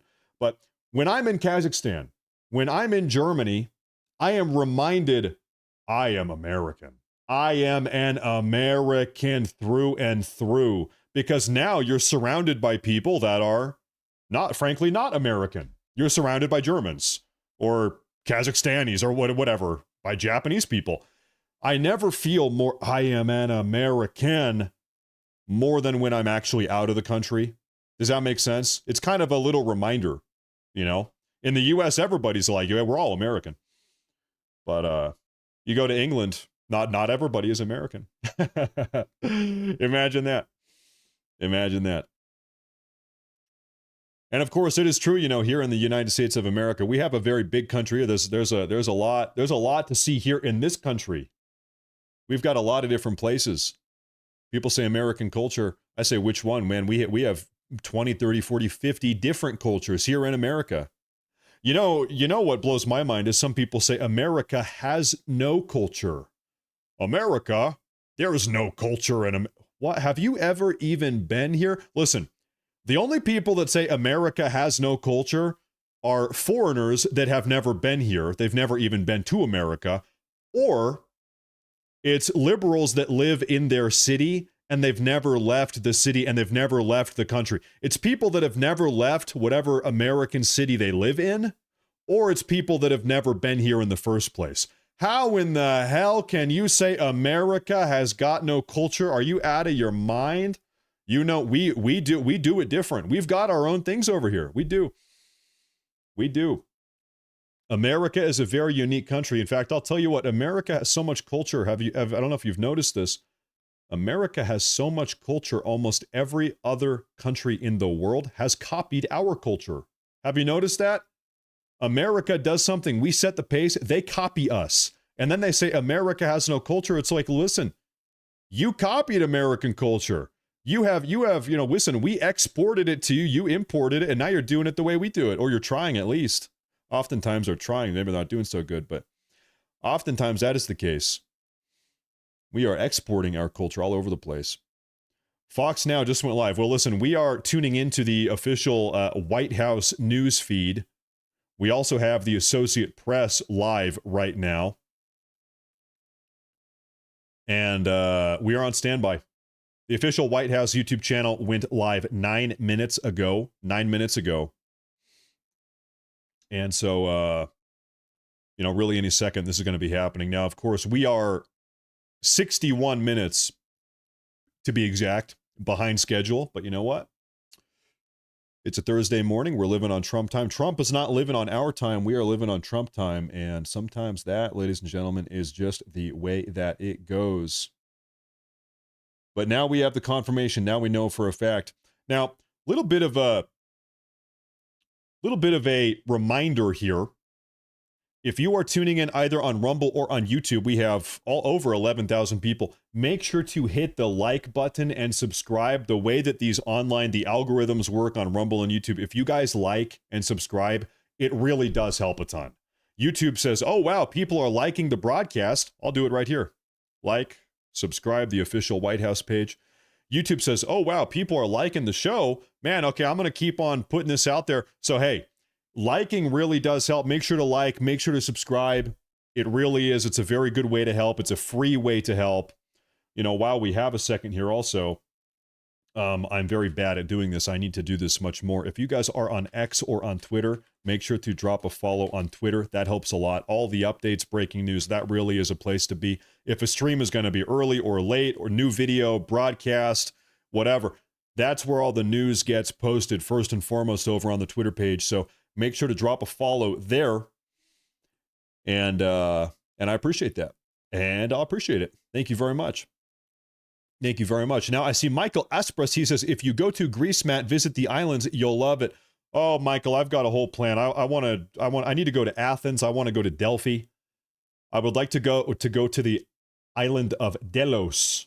The Isle of Delos, sacred isle, they say. They say it's the birthplace of Apollo and his twin sister Artemis, to their mother Leto, I believe, one of the wives of Zeus. Anyway, so you guys know I'm a big Greek history nut. Man, I've read so many of these old ancient Greek pieces of literature, it would blow your damn mind. Anyway, I would love to go to Greece someday. I've been to Rome. It was great. I'd love to go. Patmos, the Isle of Patmos. Yeah, maybe I'll go there too. A lot of. I mean, man, in the Aegean, there's just history all over the place. Every single one of those little micro islands, you could write an entire book about stuff that happened. You could find the smallest island in the Aegean, and write a 500-page book about stuff that happened on it. The history there is absolutely insane. It's nuts. Almost 6,000. Is that right? Hold up. Okay, listen, ladies and gentlemen, right now we have 4,175 likes on the broadcast, and we can get it up, I believe. Thank you very much. Thank you very much. I'll tell you what. I see this from Salesboy. Says, you can't go on vacation. You have to do the news. Honestly, that's why I don't. I could pack my bags right now and go on vacation right now. I thought about it one time, but I said, listen, if we're not here doing the news, then who are you guys gonna watch? I can't abandon you guys, so I'm a slave to the daily broadcast. But you know what? At least at a minimum, I'm a happy slave. I'm happy to be here. And you couldn't even call it a slave because I think I am adequately compensated for it also. So you know what? You guys are very kind. I appreciate it a lot. So you know what? I'm not going anywhere. Not yet. Not yet. Not for a while, at least. President Trump is making us wait. Yeah, he is, man. He really is. He really is. Any second now. I'm going to put us back over here to this live feed of outside the White House. Now, fun little historical fact. You want to know why the White House is called the White House? It's because it is white. Nope. And there's the fact. Proclamations for you to sign today. The first, today is Leif Erikson Day. Leif Erikson was a famous Viking explorer who discovered the coast of Newfoundland over a millennium ago. This is a hugely important holiday, particularly to Scandinavian Americans who celebrate his legacy as a great explorer, as a devout Christian, and really just a fascinating individual in the history of our continent. Sweden and various other countries. We have a lot of people from Sweden, a lot of Scandinavians. This is very important for Scandinavians, and it's a great honor. Okay, and now you have another one that's this is like I think very non-controversial, frankly, but some people would say it's controversial. Go ahead. This is like Explorer Day for you, sir. Today we have your Columbus Day proclamation for Monday, which we're signing a bit early. Christopher Columbus obviously discovered the New World in 1492. He was a great Italian explorer. He sailed his 3 ships, the Nina, the Pinta, and the Santa Maria, across the Atlantic Ocean and landed in what's today the Caribbean. But this is a particularly important holiday for Italian Americans who celebrate the legacy of Christopher Columbus and the innovation and explorer zeal that he represented. In other words, we're calling it Columbus Day. Okay. Yes.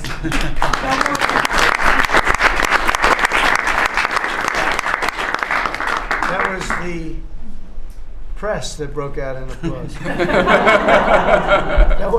Can you believe that? I've never seen that happen before. The press actually broke out in applause. Good. Columbus Day. We're back. Columbus Day, we're back, Italians. Okay. We love the Italians. Okay. Thank you, Mr. Thank you. Great. Thank you very much. Have a good one, sir. So we covered Scandinavia and Italy. Not bad. Now for the rest of the world. So I want to thank everybody for being here. As you know, last night we reached a momentous breakthrough in the Middle East, something that people said was never going to be done. We ended the war in Gaza and really, on a much bigger basis, created peace. And I think it's going to be a lasting peace, hopefully an everlasting peace. Peace in the Middle East. We secured the release of all of the remaining hostages, and they should be released on Monday or Tuesday. Getting them is a complicated process. I'd rather not tell you what they have to do to get them. There are places you don't want to be, but we are getting the hostages back on Tuesday, Monday or Tuesday, and that'll be a day of joy. I'm going to try and make a trip over. We're going to try and get over there, and we're working on the timing, the exact timing. We're going to go to Egypt, where we'll have a signing, an additional signing. We've already had a signing representing me, but we're going to have an official signing. And the amazing thing is all of the countries over there, from Qatar to Saudi Arabia to UAE to all of them, I mean, the rich ones, the less than rich ones, they've all come together, something which is amazing, actually. They've all come together for this, and they're really probably the best relationships they've ever had. So it's been really something incredible that nobody thought it was possible to get it done.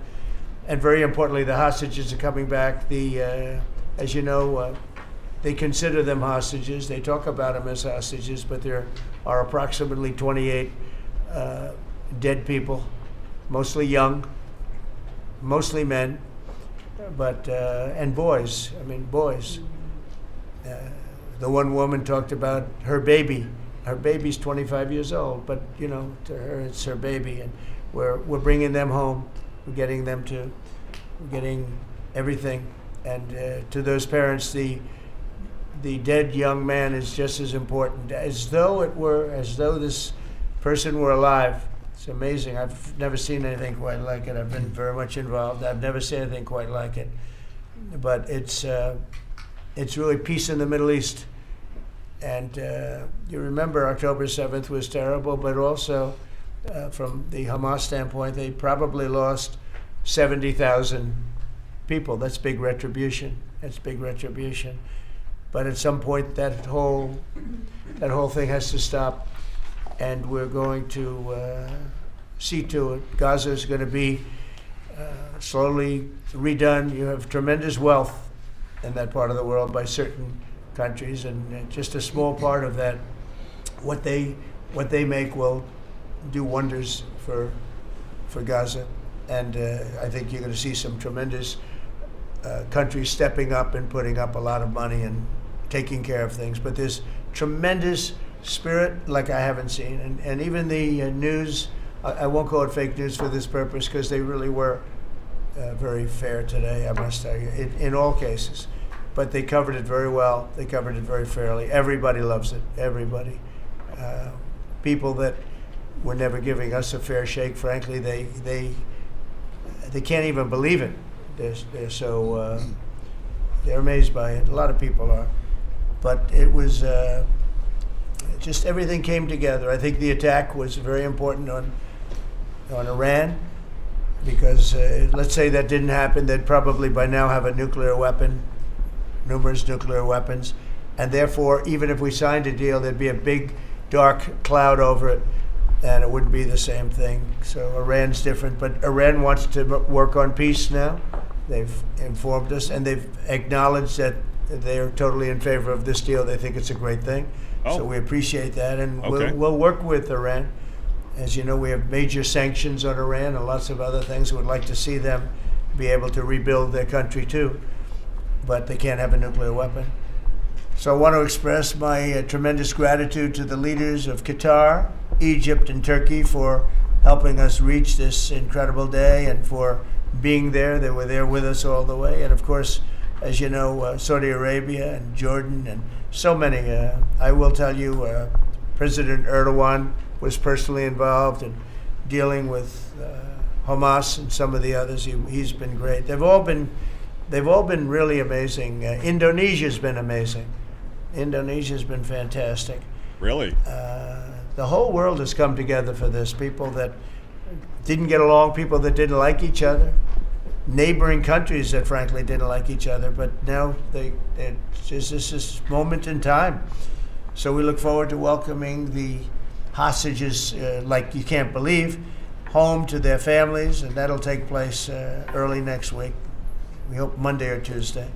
And all Americans should be proud of the role that our country has played in bringing this terrible conflict to an end. And I want to thank, some of the people, JD, you were fantastic, and Pete, you were great. Marco was fantastic. Some of you were very much involved. I'm looking around. So indirectly, I think almost everybody in this room was involved. Susie, I want to thank you very much. You were incredible. You've done an incredible job. So, and yes, John, what you've done was invaluable. CIA, John Radcliffe, and he's done an incredible job. So I want to thank you all, and if I'm missing anybody, I apologize, but you've been amazing. And then you have Steve Witkoff, who worked so hard. And you remember we settled 7, this is number 8, we settled 7 wars, or major conflicts, but wars. And this is number 8. And the one that I thought would be maybe the quickest of all would be Russia-Ukraine, and I think that's going to happen too. But in the meantime, they're losing about 7,000 people a week, and that seems pretty bad. Rubio and Hegseth, mostly soldiers, young soldiers. Look they go very out to war and stressed out. They're getting killed. And don't you think? While it doesn't affect us in a lot of ways, we've got a big ocean in between. You don't want to see that happen. Difficult job. It was a big mistake. That war should have never happened. It would have never happened if I were president. So we're here this morning for a cabinet meeting as my administration continues to deliver for the American people, despite the radical left lunatics that shut down our government. You have Democrats that they've lost their way. They have no leadership. We don't even know who to deal with over there. At least they know who to deal with. we have no idea who we're dealing with over there. It's like they have no idea what they're doing. Republicans have voted repeatedly to pass a clean, nonpartisan bill to reopen government at the same funding levels. We're not going to do anything only good for health care. We're really, I think, become the party of good health care. And they keep using health care as a cudgel. They want to try and get everyone thinking about health care. We're the ones that are saving health care.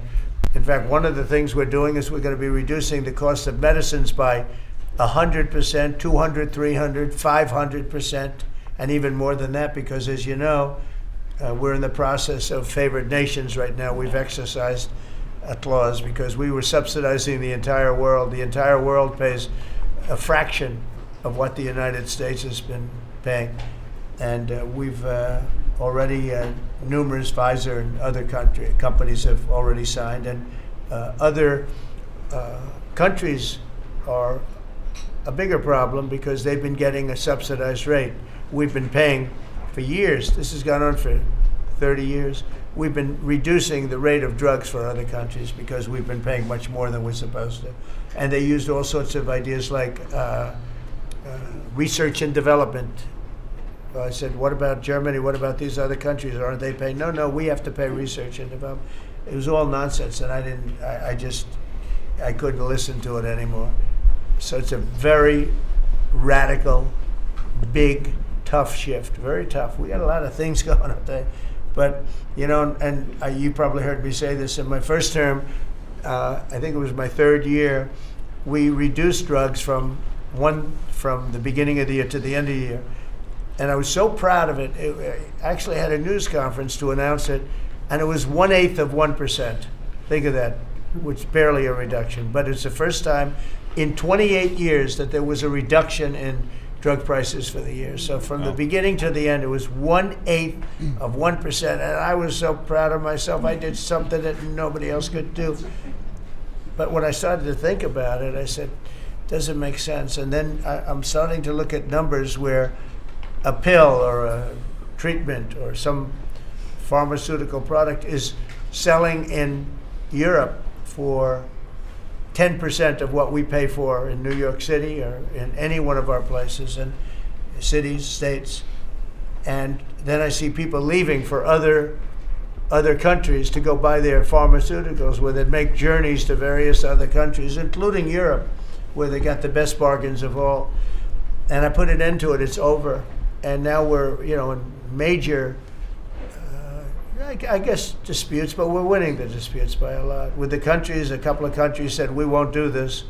I said, well, it's unfair that we're paying 10%, and, you're paying just a fraction of what we're paying for the same product made in the same plant. And they said, well, we're not going to do it. I said, that's okay. You don't have to do it. But I'm going to put a tariff of 9% or 7% or whatever the amount of money is, and I'm going to put a tariff on your country for the amount of money that you're taking advantage of us for. No, you can't. I said, yeah, I can do that. I'm going to do that. And they would immediately agree. And I'd make the tariff substantially more than the number we're talking about. And they would immediately agree. So we have the consent, I think, Bobby, of every country, essentially. They know that if they don't do it, we're going to put a tariff on for double the price, and then they're going to do it. So we never had that before. You never had anybody in here that knew what the hell they were doing, I'll be honest. It really it makes me angry, because for years and years, and this started many years ago, and basically we subsidize the world. So this is going to have a huge positive impact on Medicare, Medicaid, even Social Security. But anything where there's pharmaceuticals, drugs involved, it's going to have a tremendous impact. So we're going to get drug reductions of 100%. I told you 1/8 of 1% that I was proud of myself. Now you're going to get 100%, 150%, 200, 300, 400, 500%. You're going to get the biggest drug reductions that you've ever seen. And they're already, I guess they're starting to kick in, but we've made deals with numerous companies we're going for the full board. We want whatever the price is. So that would mean that the world price, because the world is bigger than the United States, a lot more people, but the world price will go up a little bit, and our price will come down a lot. Good. So if a pill sells for $10 Good. in London, and $100 here, the pill will go to $20 in London and $20 for us. It's pretty simple. And that is a number that nobody can even fathom. It's a little like tariffs. Nobody knew how big they were. Nobody knew until they started seeing the trillions of dollars that have come in. I don't know why they didn't understand it. It's something they should have understood. We were taken advantage of for years with tariffs, and now I don't want to say we're taking advantage, but we've become a very strong country because of the money that's coming in. Republicans have voted repeatedly to pass a clean, nonpartisan bill to reopen our government, and remember, at the same funding levels both parties have supported in the past. So the radical Democrats have chosen to put the economy of our country. We have the best economy we've ever had. We had the best economy in my first term, but we have an economy that's blowing it away, and we have the Democrats that are trying to obstruct. They don't want to have a good economy. I don't think they want to have a good country. That's why they try and stop our law enforcement from doing what we did in Washington, D.C. Washington, D.C., we have a great, safe, beautiful capital right now. Beautiful. It's so safe. You can walk down the street. Numerous people standing before me were mugged. And you're not going to get mugged anymore. We have a safe capital, one of the safest. We took it from one of the most unsafe places to one of the most safe places in the country. And we also beautified it, and we're in the process of doing even more so. So we're very proud of our capital again. We were embarrassed by our capital. A lot of people being killed that come from Iowa, Indiana, Florida, that come up and they end up getting shot. They're not getting shot. We moved out 1,700 people approximately, right? Approximately 1,700 hardened criminals, career criminals. They moved them out. So Chuck Schumer and Hakeem Jeffries and the congressional Democrats are holding the entire federal government hostage. I will tell you, a lot of Democrats want to get this thing open too. They do. They're calling us, and they just want to get it open. And all we're doing is saying, just play the same thing until we get it straight. And they don't know how to go about it. I mean, and the problem is we really don't know who the hell is leading the Democrats. You have this AOC. I don't know her at all, but I watched her the other day. She said, well, if they want, they could come to my office. That's not leadership, you know. The only one that challenged her actually was Nancy Pelosi. Nancy's not looking too good. I don't know what happened to Nancy, but she's not looking great. But she was the only one. I give her credit. She was the only one that challenged her. But AOC said that they can come to her office and negotiate, the Republicans. And we're saying, oh, I didn't know she was in leadership. But she's taking Hakeem Jeffries' place, and Schumer's afraid that she's going to run against him. And right now, I don't know. It can change. Life is crazy, right? But right now, he can't beat. I don't think he can beat anybody.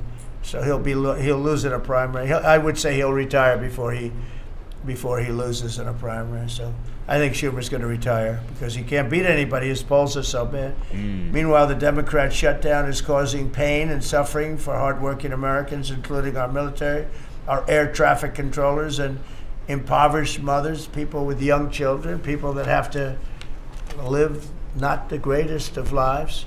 But we're doing so many tax cuts. We've cut their taxes. The great big beautiful bill, we've cut their taxes at levels that nobody's ever seen. I mean, no tax on tips, no tax on Social Security, no tax on overtime. It's been a great thing for a lot of people. They're doing great. Despite all of the damage that it's caused, the shutdown has been, pretty damaging. I mean, it's not yet because it's early, but it gets a little bit worse as it goes along. And we'll be making cuts that will be permanent. And we're only going to cut Democrat programs. I hate to tell you. I guess that makes sense. But we're only cutting Democrat programs. But we're going to start that. And we have Russell. We can talk to you about it if he wants to. But we'll be cutting some very popular Democrat programs that aren't popular with Republicans, frankly, because that's the way it works. They wanted to do this. So we'll give them a little taste of their own medicine. But Chuck Schumer proclaimed this morning that every day gets better for them. No, every day it's actually getting worse for them. And they're having a rebellion in the Democrat Party because they want to stop And if you saw all of Schumer's, I watched last night like 10 different times over the years, he said, you can't shut down government, you can't shut down, and now he's the one that shut it down. So this is a confession that he's acting not to serve the people, but to serve the partisan interests of his party. And I don't think he's serving them well because they're way down. Look, they just lost an election in a landslide. You know, it was interesting. I watched Kamala. It was a sad figure. I watched her the other day saying the election was very close. I said, no, the election was a landslide. We won the popular vote by millions. We won the Electoral College by, I think, 312 or 315 to 220 something. But there's another one that we won that's probably, that's why when you see the maps are completely red. It's counties. The counties, we won at 2,505 to 525. So 2,500 to 525. That's called one of the greatest, biggest landslides in history. And that's one that people are using now as a primary. But literally, when you see it colored in, the entire country is red representing Republicans. So, you know, they go around, they just lie. They just lie. And everything's a big lie with them. Well, the other side, and the other thing I don't understand is, Christie, I looked at crime numbers in Chicago. They're through the roof. And I have a governor who stands up every day and tells us how wonderful Chicago is. Just a lie. It's like a con job. It's like Gavin Newsom. He says how well he's doing in California, and they're doing terribly. Population's getting smaller. People are leaving. And other people are coming in. And, you know, I wouldn't say it's an even trade. While the other side is focused on playing games, the Trump administration's focused on creating jobs, bringing down prices, and we've really brought them down a lot. That's the other thing. We're bringing down prices a lot. We're bringing down grocery prices, but the big thing is energy. When you bring down energy, everything comes down, and the energy prices are way down. I see we're down to about $61 now a barrel, and what gasoline's going to be, I think gasoline's going to be below $2 at some point in the pretty near future. It's very low, much lower than it was under Sleepy Joe. And we're restoring law and order in our country. We're restoring it here, but we're restoring it right now. We're in Memphis. We're going to Chicago. We're going to other cities. Many governors are asking us to, including Democrats are trying to ask. I don't know what the big problem is. If I were a Democrat governor, I'd be saying, whatever you can do to get crime down, I'll take anybody. You can bring them in I don't care who it is. A lot of people said that. They interviewed women, these beautiful women in Chicago, black women with a MAGA hat, a red hat. They said, we don't care who he brings in here, but this place is really dangerous. We just want crime to stop. It's true. They don't care. You know, they don't differentiate between the National Guard and the Marines. They don't care. They'll take anybody. And that's the way it is. I mean, they want what we did in D.C., they want to happen to them. And it's happening in Memphis already. I see in less than a week, the numbers are really good. And it'll be great, and we'll fix that. We'll go to various other places, and we're going to be stopping crime in our cities. And that's a great thing, and we won't get credit for it, but it's a great thing. We've launched a historic campaign to take back our nation from the gangs and the street criminals, violent repeat offenders, illegal alien lawbreakers, domestic extremists, and savage, bloodthirsty cartels.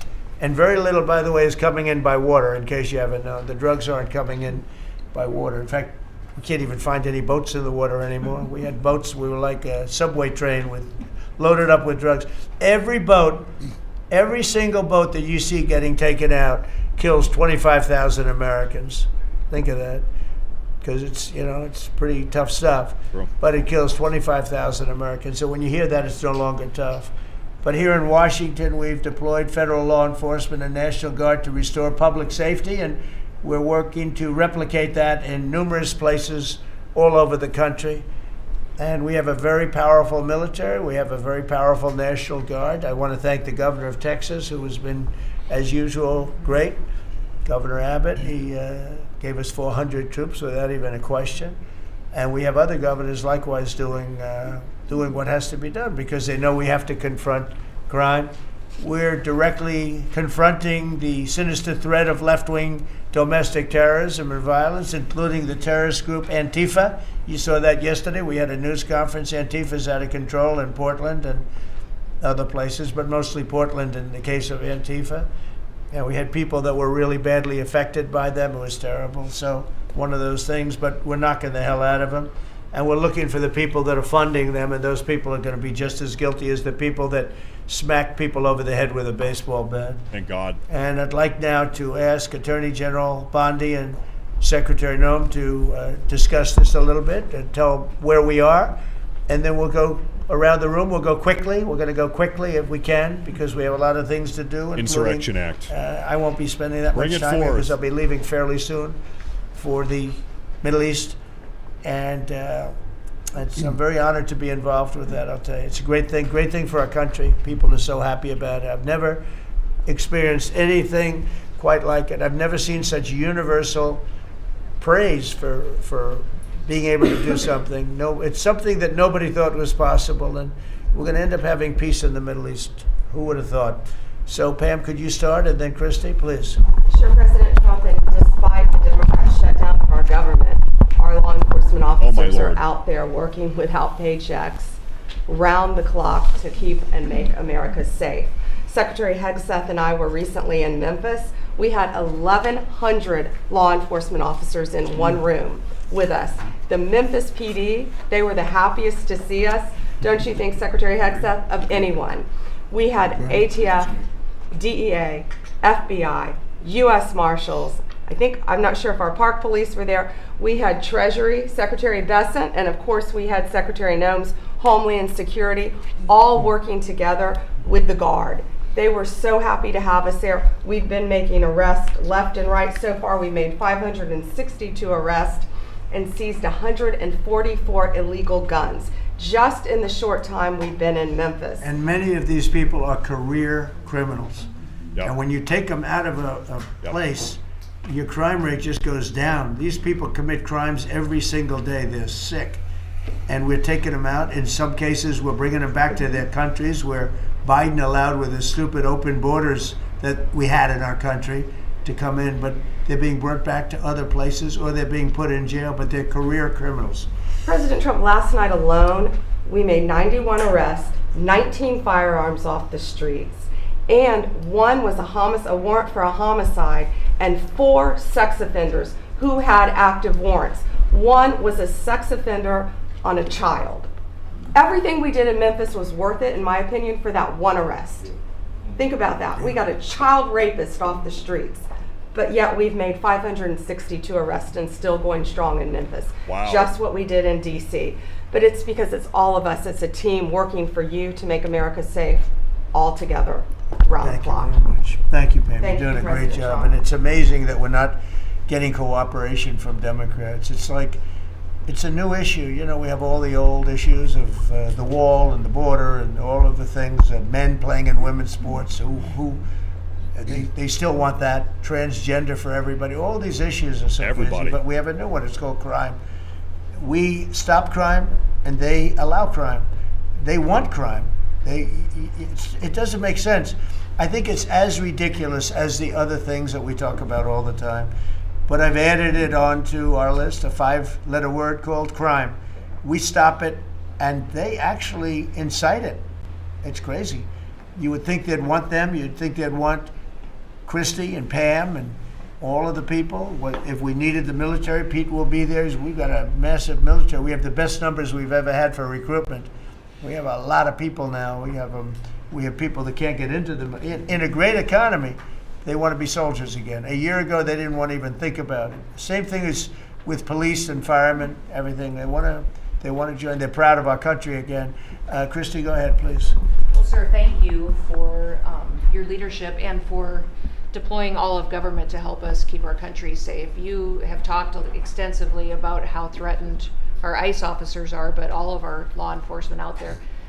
And we saw the shooting in Dallas at that facility, so we're hardening all of our buildings and making sure that we have more security measures, snipers on the roof, people to protect our law enforcement while they're out there on the streets. But what I'm also doing, sir, is and with your authority is we're purchasing more buildings in Chicago to operate out of. We're going to not back off. In fact, we're doubling down, and we're going to be in more parts of Chicago in response to the people there.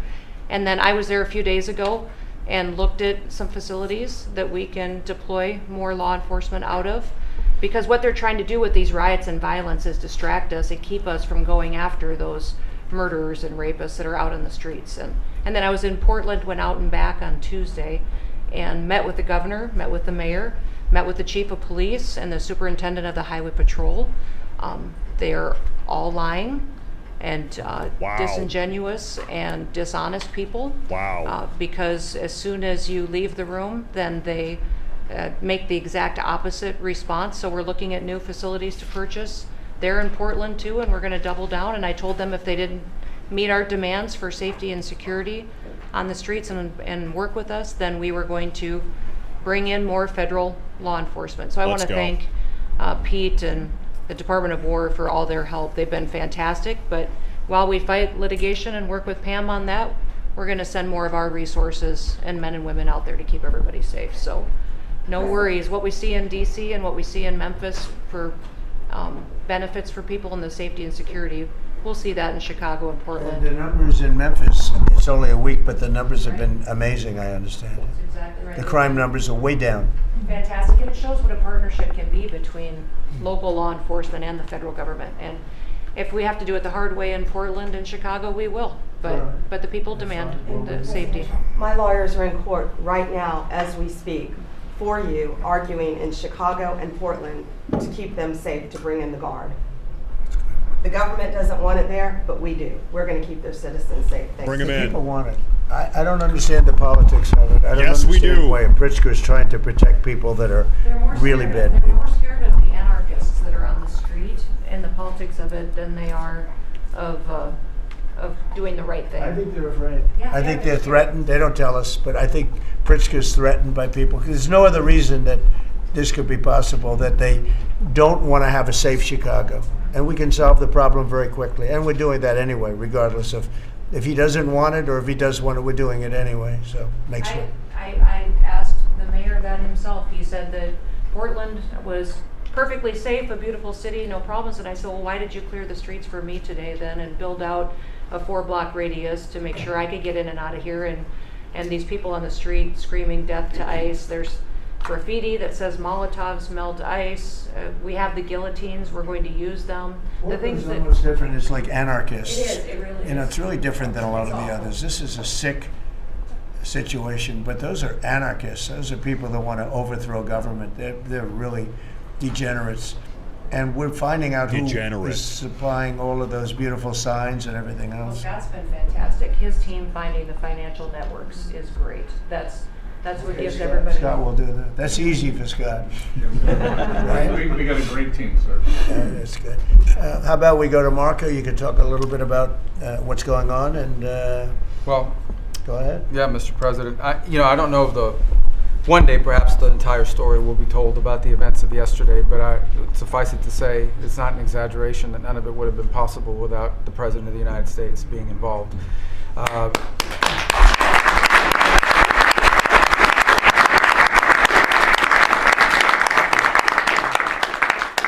It really began with your trip to the Middle East, where these relationships were forged with partners in the region, personal relationships, close relationships that created the foundation where all this was possible. Where I think this really took a turn. Remember, a month ago, no one thought this was possible. Where it really took a turn about a month ago, less than a couple weeks ago, is when we were at the United Nations and you convened an historic meeting, not simply of Arab countries, but of Muslim majority countries from around the world, including Indonesia was there, Pakistan was there, and created this coalition behind this plan. Then on that following Monday, you met with the Prime Minister of Israel here, and that plan was presented. And then, of course, our great negotiating team followed up on it. In the interim, again, perhaps the stories will be told, perhaps they will never be told. The President had some extraordinary phone calls and meetings that required a high degree of intensity and commitment, and made this happen. And I think what's important to understand is that yesterday what happened was really a human story. There's a geopolitical aspect to it, there's no doubt about it. It creates the conditions for Gaza to one day be a normal place again and people to have a better life and Israelis to be safe. But yesterday was a human story. And because of the work you put in, and honestly, not only is there no other leader in the world that could have put this together, Mr. President, but frankly, I don't know of any American president in the modern era that could have made this possible because of the actions you have taken unrelated to this and because of who you are and what you've done and how you're viewed. And this weekend, because of that, at some point very soon, we are going to see 20 living human beings emerge from the darkness into the light for the first time in 2 years. And that is because not only were you used the credibility and the power and the prestige of this office and the relationships you created, and you committed yourself to making it happen. And I think it will go down as a historic moment in the history of our country and something our country should be very proud of, that we have a president that's committed to not just peace, but to the human aspect of reuniting these families. My last point on this is just a couple days ago, Secretary Lutnick hosted us all, many of us, at the Kennedy Center. And we had these families, we've interacted with them for so many years, for 2 years now. And the stories are heartbreaking, both whose families are alive and those who are deceased as well, who want their relatives back so that they can complete the process of grieving. And it was, we had all hoped that perhaps that was the day that we would have an announcement for them on the anniversary of the 7th. But I know you were able to speak to some of those families last night. And I just hope the whole nation understands how incredibly proud they should be of their president and of their country for the role that they've played. And I don't want to let this moment pass, Mr. President, without also noting the incredible work of Steve Witkoff and Jared Kushner. They're an incredible team working together, facing some substantial impediments to even being there this weekend and doing it. Let me just leave it at that. And they've done a great job on your behalf, Mr. President. They deserve a tremendous amount of credit. But thank you for what you've done for the world. For the world. Thank you very much, Marco. I appreciate it. I think because we have a very busy day with all that's going on, what we'll do is maybe just a few of you raise your hand if you'd like to say something that don't talk too long, Doug. He's doing such a great job. So good that he could talk all day. That's the problem, right? But go ahead. And what we'll do is just take a few hands, and then we'll go back to getting peace done. Okay? We'll go a little bit quicker. We'll take a few questions from the press. Busy guy. Ahead, please. President Trump, I just want to double down on what Marco was sharing. It's such a remarkable accomplishment. Agree that no other president could have done this, but what set the groundwork for you able to do that? When you took office on January 20th, you made a 180-degree turn in our military strength with Pete's leadership. You were the master class in peace through strength. So militarily, we've completely turned around. We've demonstrated that through execution against Iran and others. That we have force. We want to end wars, but we'll use power if we have to. And then secondarily, peace through strength is also the prosperity, having the strongest economy and being willing to wield the power of a tariff in addition to the military power to reorder the globe. Those two things that you're standing on, both economic power and military power, allowed these negotiations to go forward. And I think as you've described the importance of these economic negotiations and all the trade deals, but that also begins with another 180-degree turn, and that was the 180-degree turn on energy. You have used energy diplomacy to bring prosperity to the American people, and you've used it to bring peace abroad. The combination of those three things have been remarkable, and now we're seeing the remarkable result. And we got one more that I know you want to end with Russia and Ukraine. Energy is going to play a key role in that. And now with this historic agreement, we're in a position working with the Middle East to also end the Russian-Ukraine conflict. So again, congratulations. Thank you very much, Doug. I appreciate it. Maybe I'll go to you for a second. You can just cap out what he said about the military, how well we're doing and how big it is and how strong it is. Mr. President, you're exactly right. At the War Department, you don't get peace without strength, and our job is to be the strength. And I just want to echo what Marco said. It is a personal honor to be able to witness the way you lead and negotiate. I wish people had a full understanding of what that looks like, that historic nature. A lot of us vets, the Vice President, Tulsi, Lee, Doug, probably after decades of war and the chaos that was unleashed through reckless and foolish American policies, never thought this kind of peace would be possible. Yet, with your strength, with your ability to wield trade negotiations, personal relationships, to open up that opportunity is truly historic on the world stage.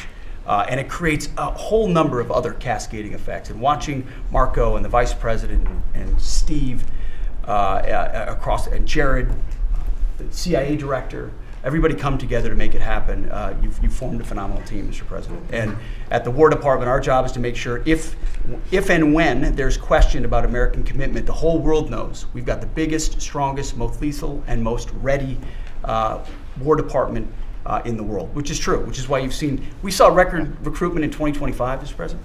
The first 2 weeks of 2026 already blows that out. FY 2026 already blows it out of the water. In fact, reenlistment has already met its year-long goal in the Marine Corps in 2026. 2 weeks. Okay, you can't. There's no other way to create that kind of love and enthusiasm than with your leadership, sir. And it is an honor to work with Pam and with Christy and the cities across the country to make sure American citizens and law enforcement are protected with our National Guard.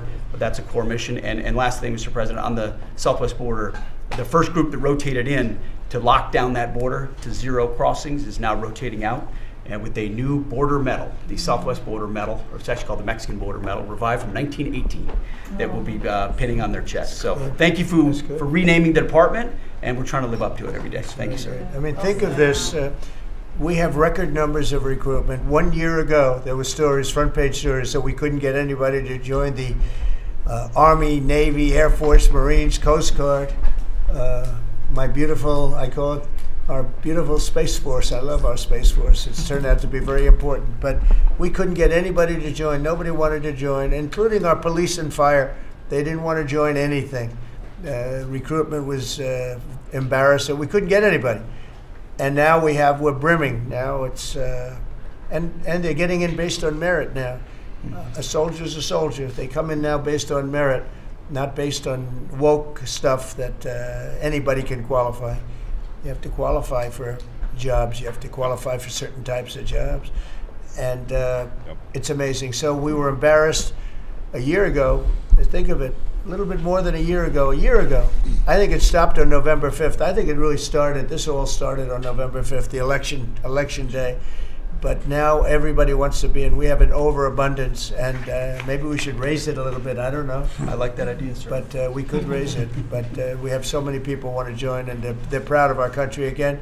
JD, could I ask you to say a few words? Yes, sir. So just a couple of things, Mr. President. First of all, congratulations on yesterday. It was a big day to Marco, to Susie, to the entire team. But in particular, viewing it from this perspective where for months the fake news media attacked you, attacked the entire team, attacked your approach. You know, the definition of insanity is to do the same thing again and again, expecting a different result. The reason we're here is because the president actually charted a different course with a different team. He vested a lot of authority into Steve Witkoff in particular, and that's why we're here. It's because you did something different, and I think it's important to recognize that.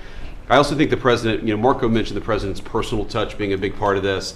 The one thing I would say is obviously the president of the United States, a New York real estate billionaire, one of the most famous New Yorkers in the world, has a lot of interaction with a lot of people who are very pro-Israel. I think that was an important set of experiences and life experiences that he brought to the table.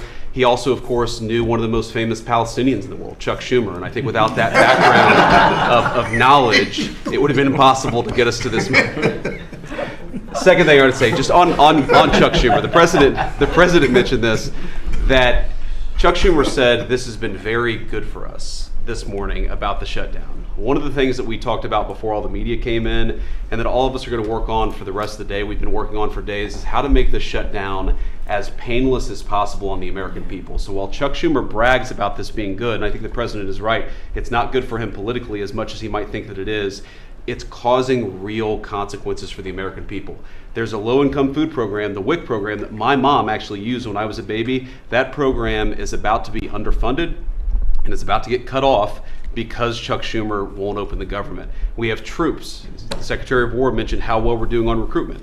We're trying to figure out how to pay our troops because Chuck Schumer is shutting down the U.S. government. There are veterans benefits that are going to suffer. There are Americans that are going to suffer because Chuck Schumer refuses to do his job.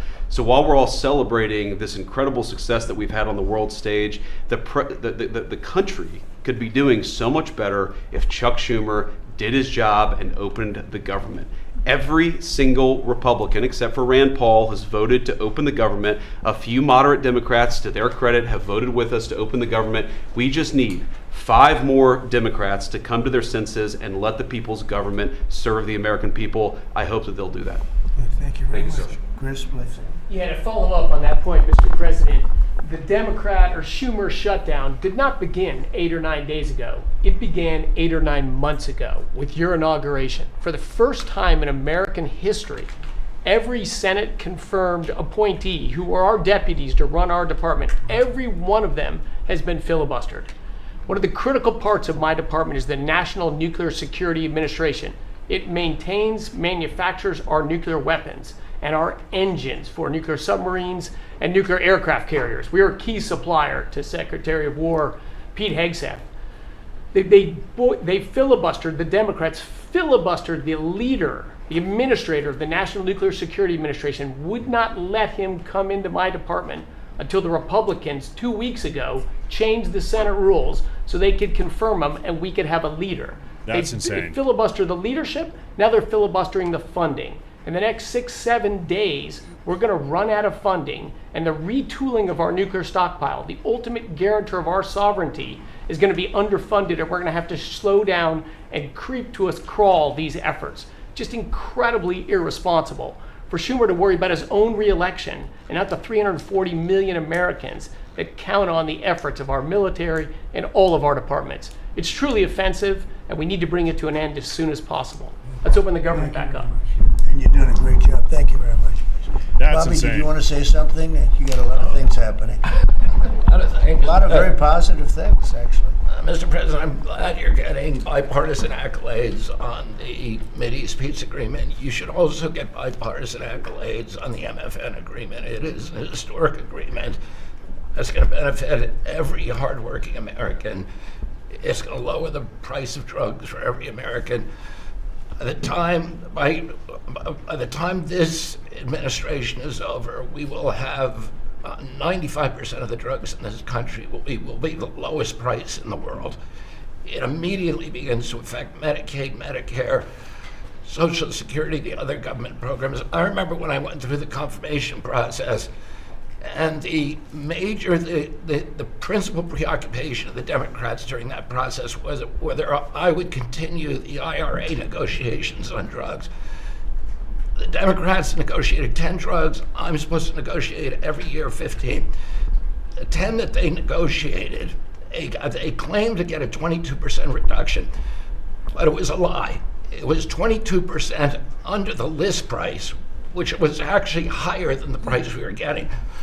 Medicaid, Medicare ended up paying more for those drugs than they were paying beforehand. They only got a benefit on one drug. One was tied.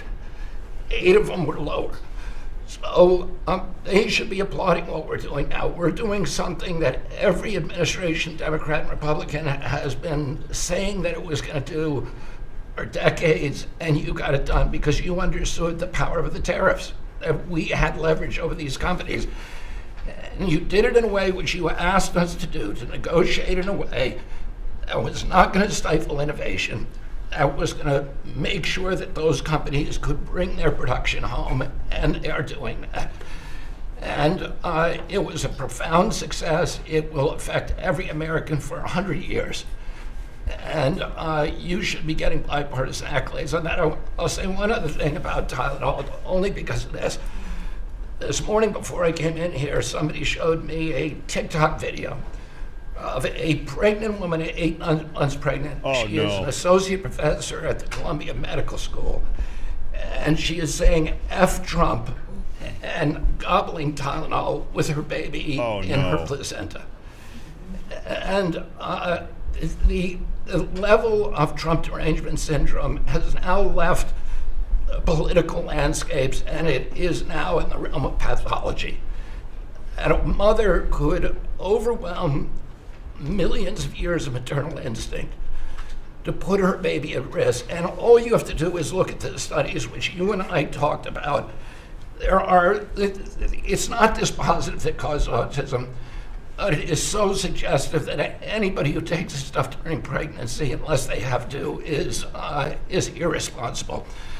are 15 rodent studies. Every one of them shows if you give it to the mother, the babies, and particularly the male babies, have profound neurological and behavioral changes.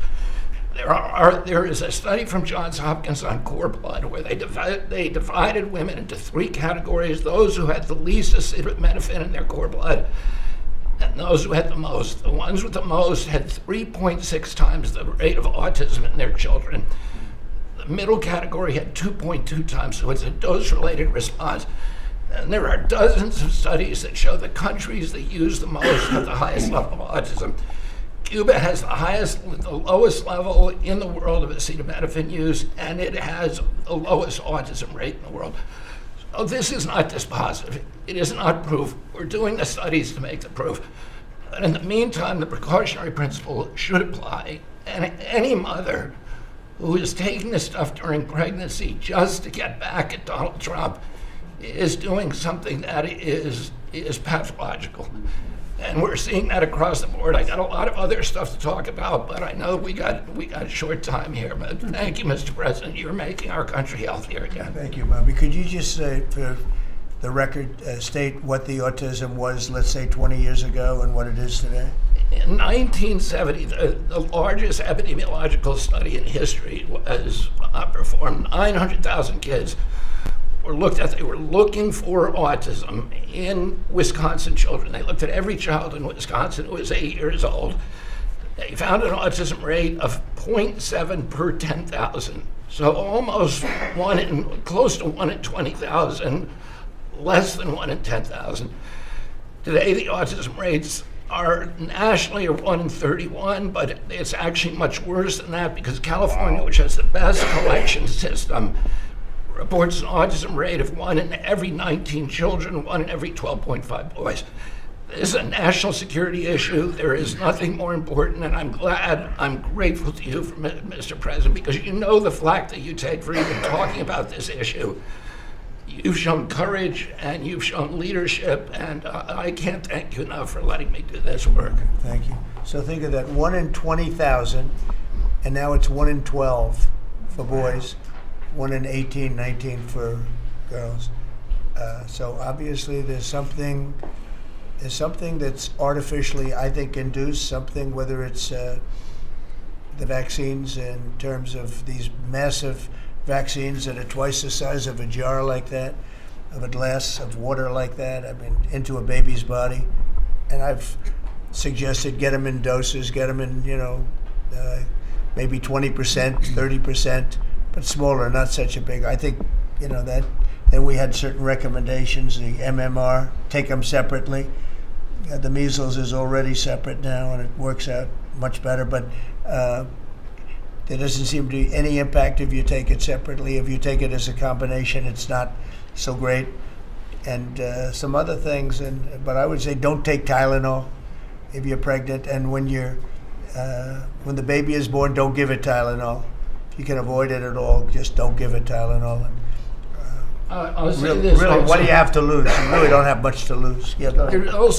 There's many other confirmation studies. There's 2 studies that show children who are circumcised early have double the rate of autism. It's highly likely because they're given Tylenol. So, none of this is dispositive, but all of it is stuff that we should be paying attention to. But, there's a tremendous amount of proof or evidence, I would say, as a non-doctor, but I've studied this a long time ago. I met Bobby in my office 20 years ago. We were talking about the same thing 20 years ago. And I was a real estate developer. It bothered me that it seemed to be getting worse, but it's so bad now when you hear these numbers. It's not even really sustainable.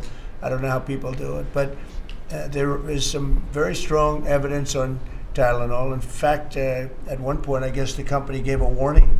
They still don't recommend it during pregnancy. That's the weird thing. They're not recommending it, and that's the company itself. So just don't take it. Don't take it. If you're a woman, don't take it, and don't give it to the baby when the baby's born, and I think that's going to have an impact. But I'd also get the shots in smaller doses. And, there are a few things, we gave a few things that just seem to be, and I think you'd get that number way back up. Think of it. You have 1 in 20,000. And now it's not even believable when you think that 20,000 drops to 12 children. Yeah, so that's induced by something that's given or taken, and it should be able to be stopped. And you're talking about the Pennsylvania Dutch, you were talking about the Amish, where they don't take any of this stuff, and they have virtually none, right? They have no autism. So we're doing something very bad. Somebody's been given some bad things. Other countries, by the way, we have 82 vaccines that we give simultaneously. And I'm a vaccine believer, by the way. I believe in the polio vaccine. I believe in a lot of vaccines. But when you give 82 vaccines in a shot to a little baby that hasn't even formed yet, it's a lot of vaccines. And in Japan, they give a much smaller number. In Germany, they give a much smaller, like 28 vaccines. That's a lot too. But 28 is a lot different than 82. So, but I would say on the Tylenol, don't take it, and that will be.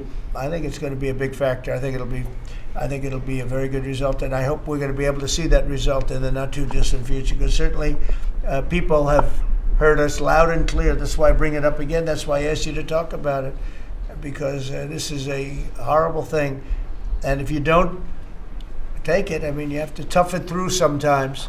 There are other things you can do, but you have to tough it out. It's easy for me to say, but I think you're going to see numbers that will be it'll be so significantly improved, and maybe fully improved. I mean, there's something there. There's something going on, and we have to address it. And so I'm addressing it the best I can as a non-doctor, but I'm a man of common sense. Okay, any other questions?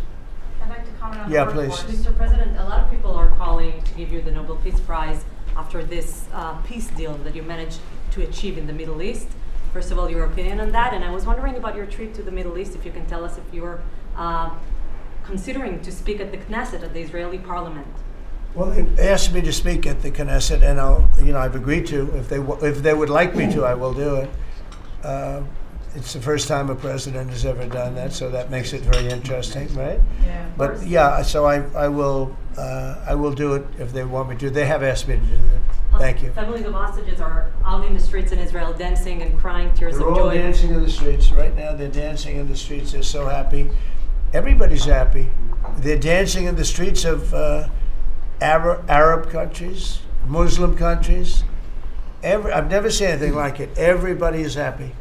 It's been really amazing. Thank you.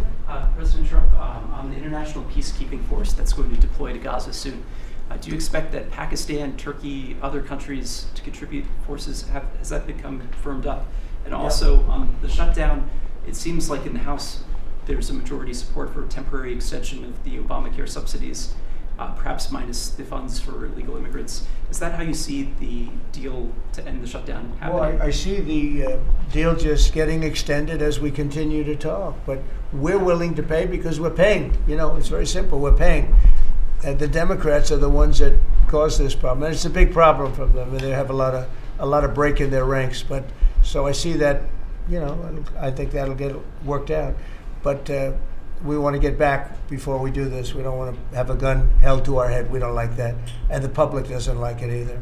So we want to get back, and I think it's going to work out. I think it's going to work out very well. It's something that shouldn't have happened. This was supposed to take place before the election. This was supposed to take place on September 28th before the election. We shouldn't even be talking about this right now. This is actually something that shouldn't have even happened. Yeah, please. Mr. President, looking ahead, what guarantees Hamas disarms and that Israel doesn't resume bombing once the hostages Well, the first thing we're doing is getting our hostages back, okay? And that's what people wanted more than anything else. They wanted these hostages back that have lived in hell like nobody has ever even dreamt possible. And after that, we'll see. But they've agreed to things, and I think it's going to move along pretty well. But what is phase two? Well, I'm not going to talk about that because you sort of know what phase two is. But there will be disarming. There will be pullbacks. There will be a lot of things that are happening. I gave you a whole list of 22 different things that will take place. And I think it'll take place, and I think you're going to end up with peace in the Middle East. But we have to get our hostages back. and we weren't going to do it at the end. We're going to do it at the beginning. We said we want them at the beginning. We're not doing it. You know, we got the hostages back. We did, as a group with Steve and Jared and Marco and me and all of us. We got the hostages back. We got many of them back. Many, unfortunately, were dead, but we got many back that are now living with their families, with their parents in many cases, and with their husbands, families, wives. Many of them, they celebrate all over. They're the ones that are celebrating the loudest. They're all over. There are a lot of them that we got out. But the last 20, and I always said the last ones are going to be the most difficult. But it's been a very big deal getting the hostages out. But the rest is going to take place too. And can you promise Palestinians they will be able to stay? Well, they know exactly what we're doing. We're going to create something where people can live. You can't live right now in Gaza. The place is it's a horrible situation. Nobody's ever seen anything like it. So yeah, we're going to create better conditions for people. Yeah, please. Mr. President, excuse me, what kind of security guarantees is the United States going to make for Gaza? Well, we're going to work with very wealthy countries that love people, frankly. I know them very well. They love people, but they love Arab people, and they love Muslims, and they love, I think right now they love everybody, and they're immensely wealthy, and they're going to be involved in putting up money, and for them it's a small amount of money. For somebody else it's a large amount of money, but you know, these are the wealthiest countries in the world, and they'll be very much involved in making it as good as possible. And what's your take now on a two-state solution, sir? Just to follow up on that. On what? What is your view now on a two-state solution today? I don't have a view. I'm going to go with what they agree to. Mr. President, given that there are some tough provisions for Israel in this agreement, are you at all concerned that Bibi Netanyahu may not continue in his post and be deposed? That Bibi may go a little bit out of whack? But he may no longer be Prime Minister. Look, that's politics. It could be. I don't know. I think he's very popular right now. He's much more popular today than he was 5 days ago, I can tell you that. Right now, I think maybe people shouldn't run against him. 5 days ago, it might not have been a bad idea. No, Bibi's this has been a very good thing. I don't think he did it for that reason, okay? But I think just looking as an analyst would look at this, I think Bibi should be very popular right now. Yeah, please. What will happen if Hamas says that it cannot locate or was not able to find all of the deceased hostages' bodies within the time? Well, we'll have to see. I think that's going to be, it's largely been answered. We know where most of them are. Actually, the bodies are a bigger problem because some of the bodies are going to be a little bit hard to find. It's a terrible thing to discuss even, but you understand, we're all people, we're grown-ups, we understand life. Nobody can understand this stuff because this could have taken place, but we have the hostages for the most part, and so I don't think it's going to be overly big. The situation with the bodies, you know, they say 28. Some are going to be a little bit hard to find, but we're going to do the best we can. Yeah, please, behind you. Yeah, behind you. Please.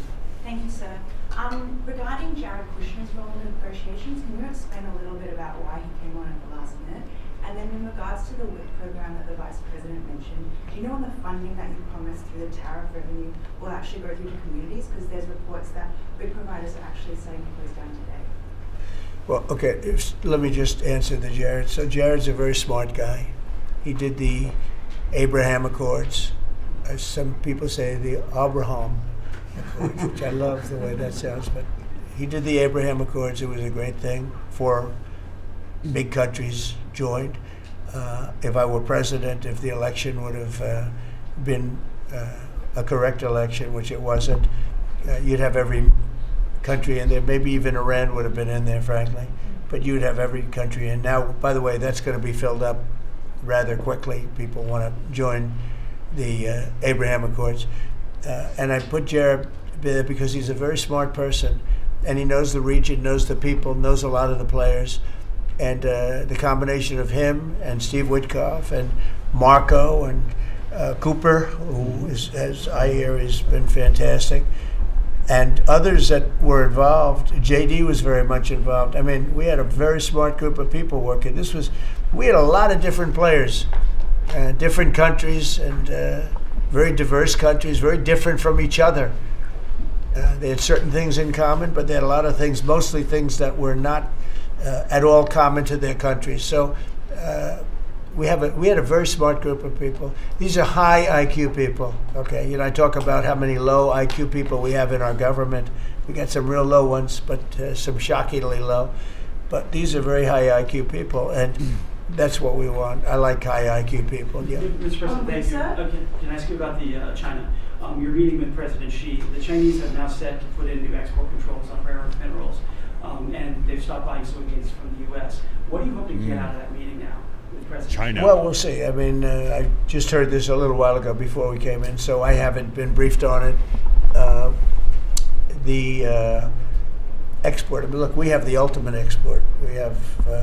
We have import, and we have export. We import from China massive amounts, and maybe we'll have to stop doing that. But I don't know exactly what it is.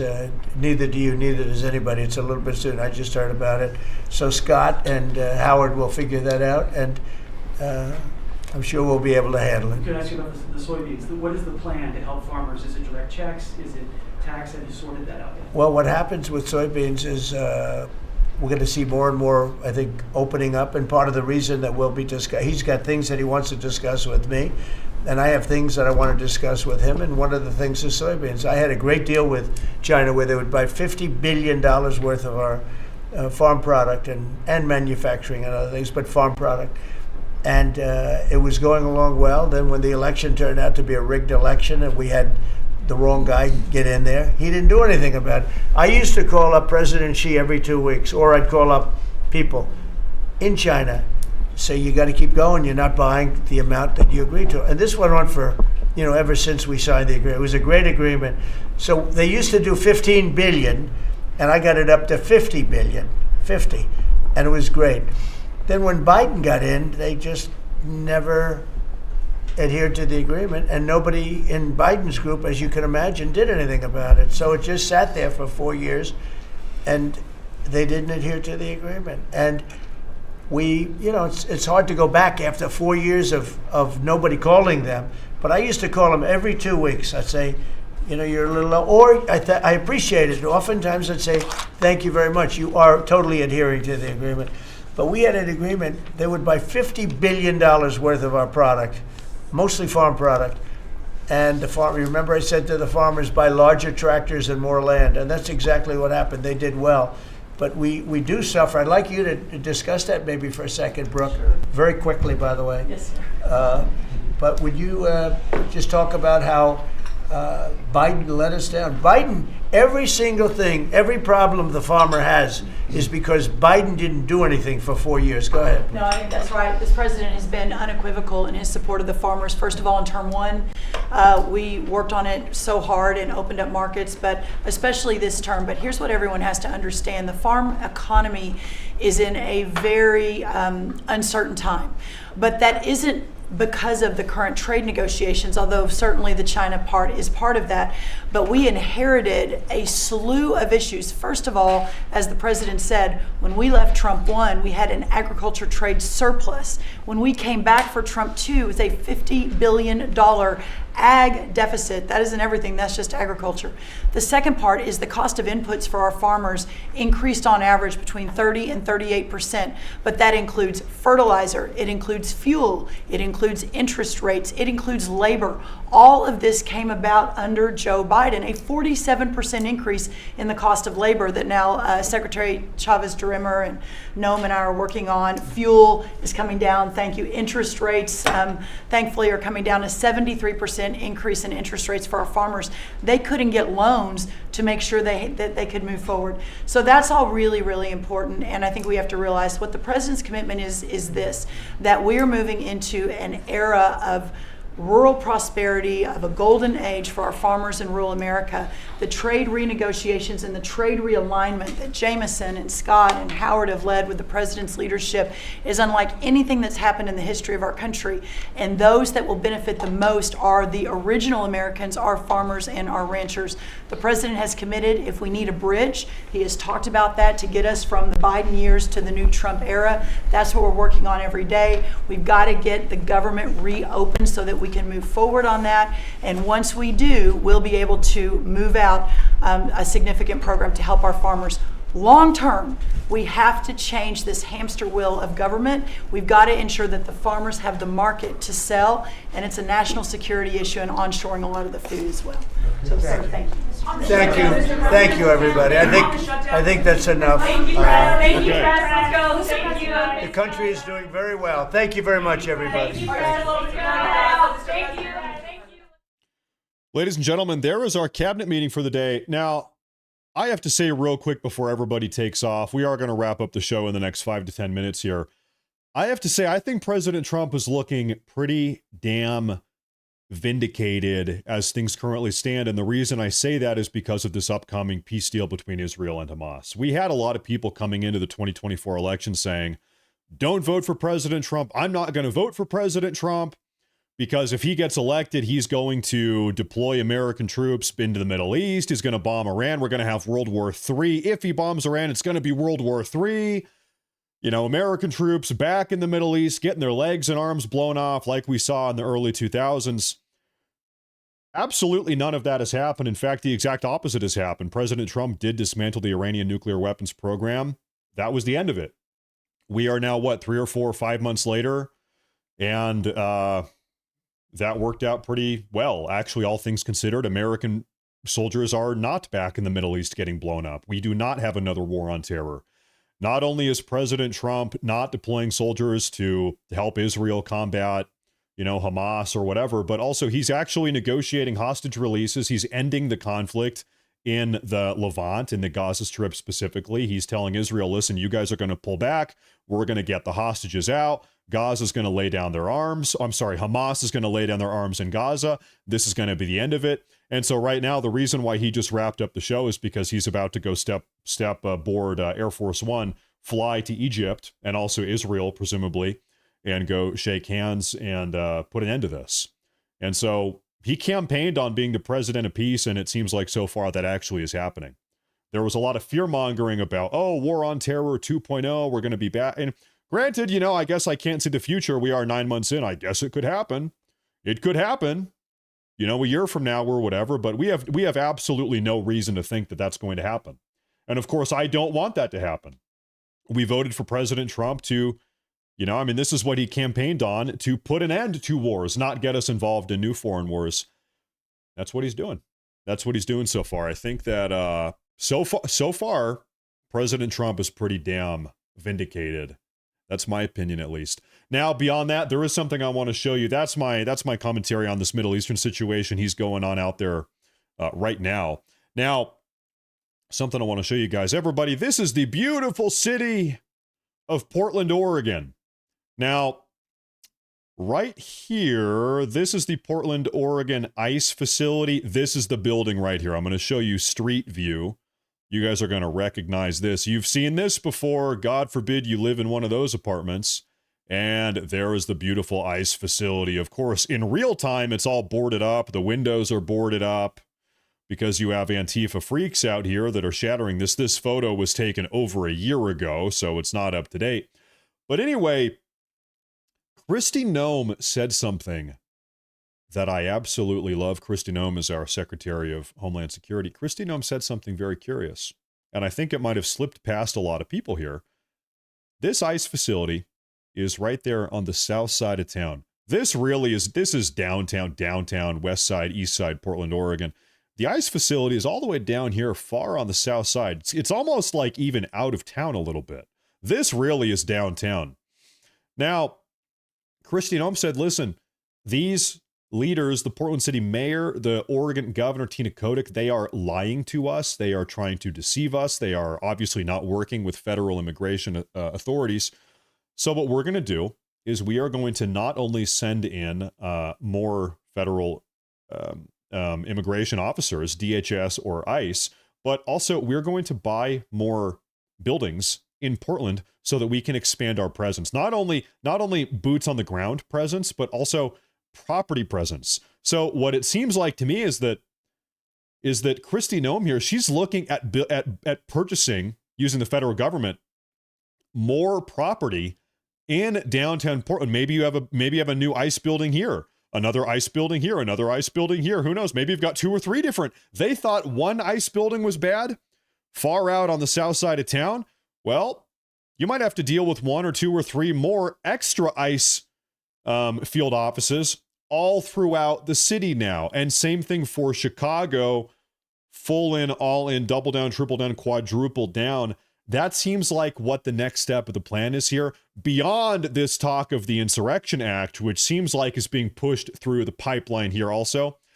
Now, if Trump invokes the Insurrection Act, that is you guys need to understand, that is a massive deal. I would speculate the reason why he's not doing that yet is because, first off, yeah, he's going to go to the Middle East. He's got to work through all of this stuff. He's going to be out of the country. His attention is kind of diverted onto this Middle Eastern dynamic here.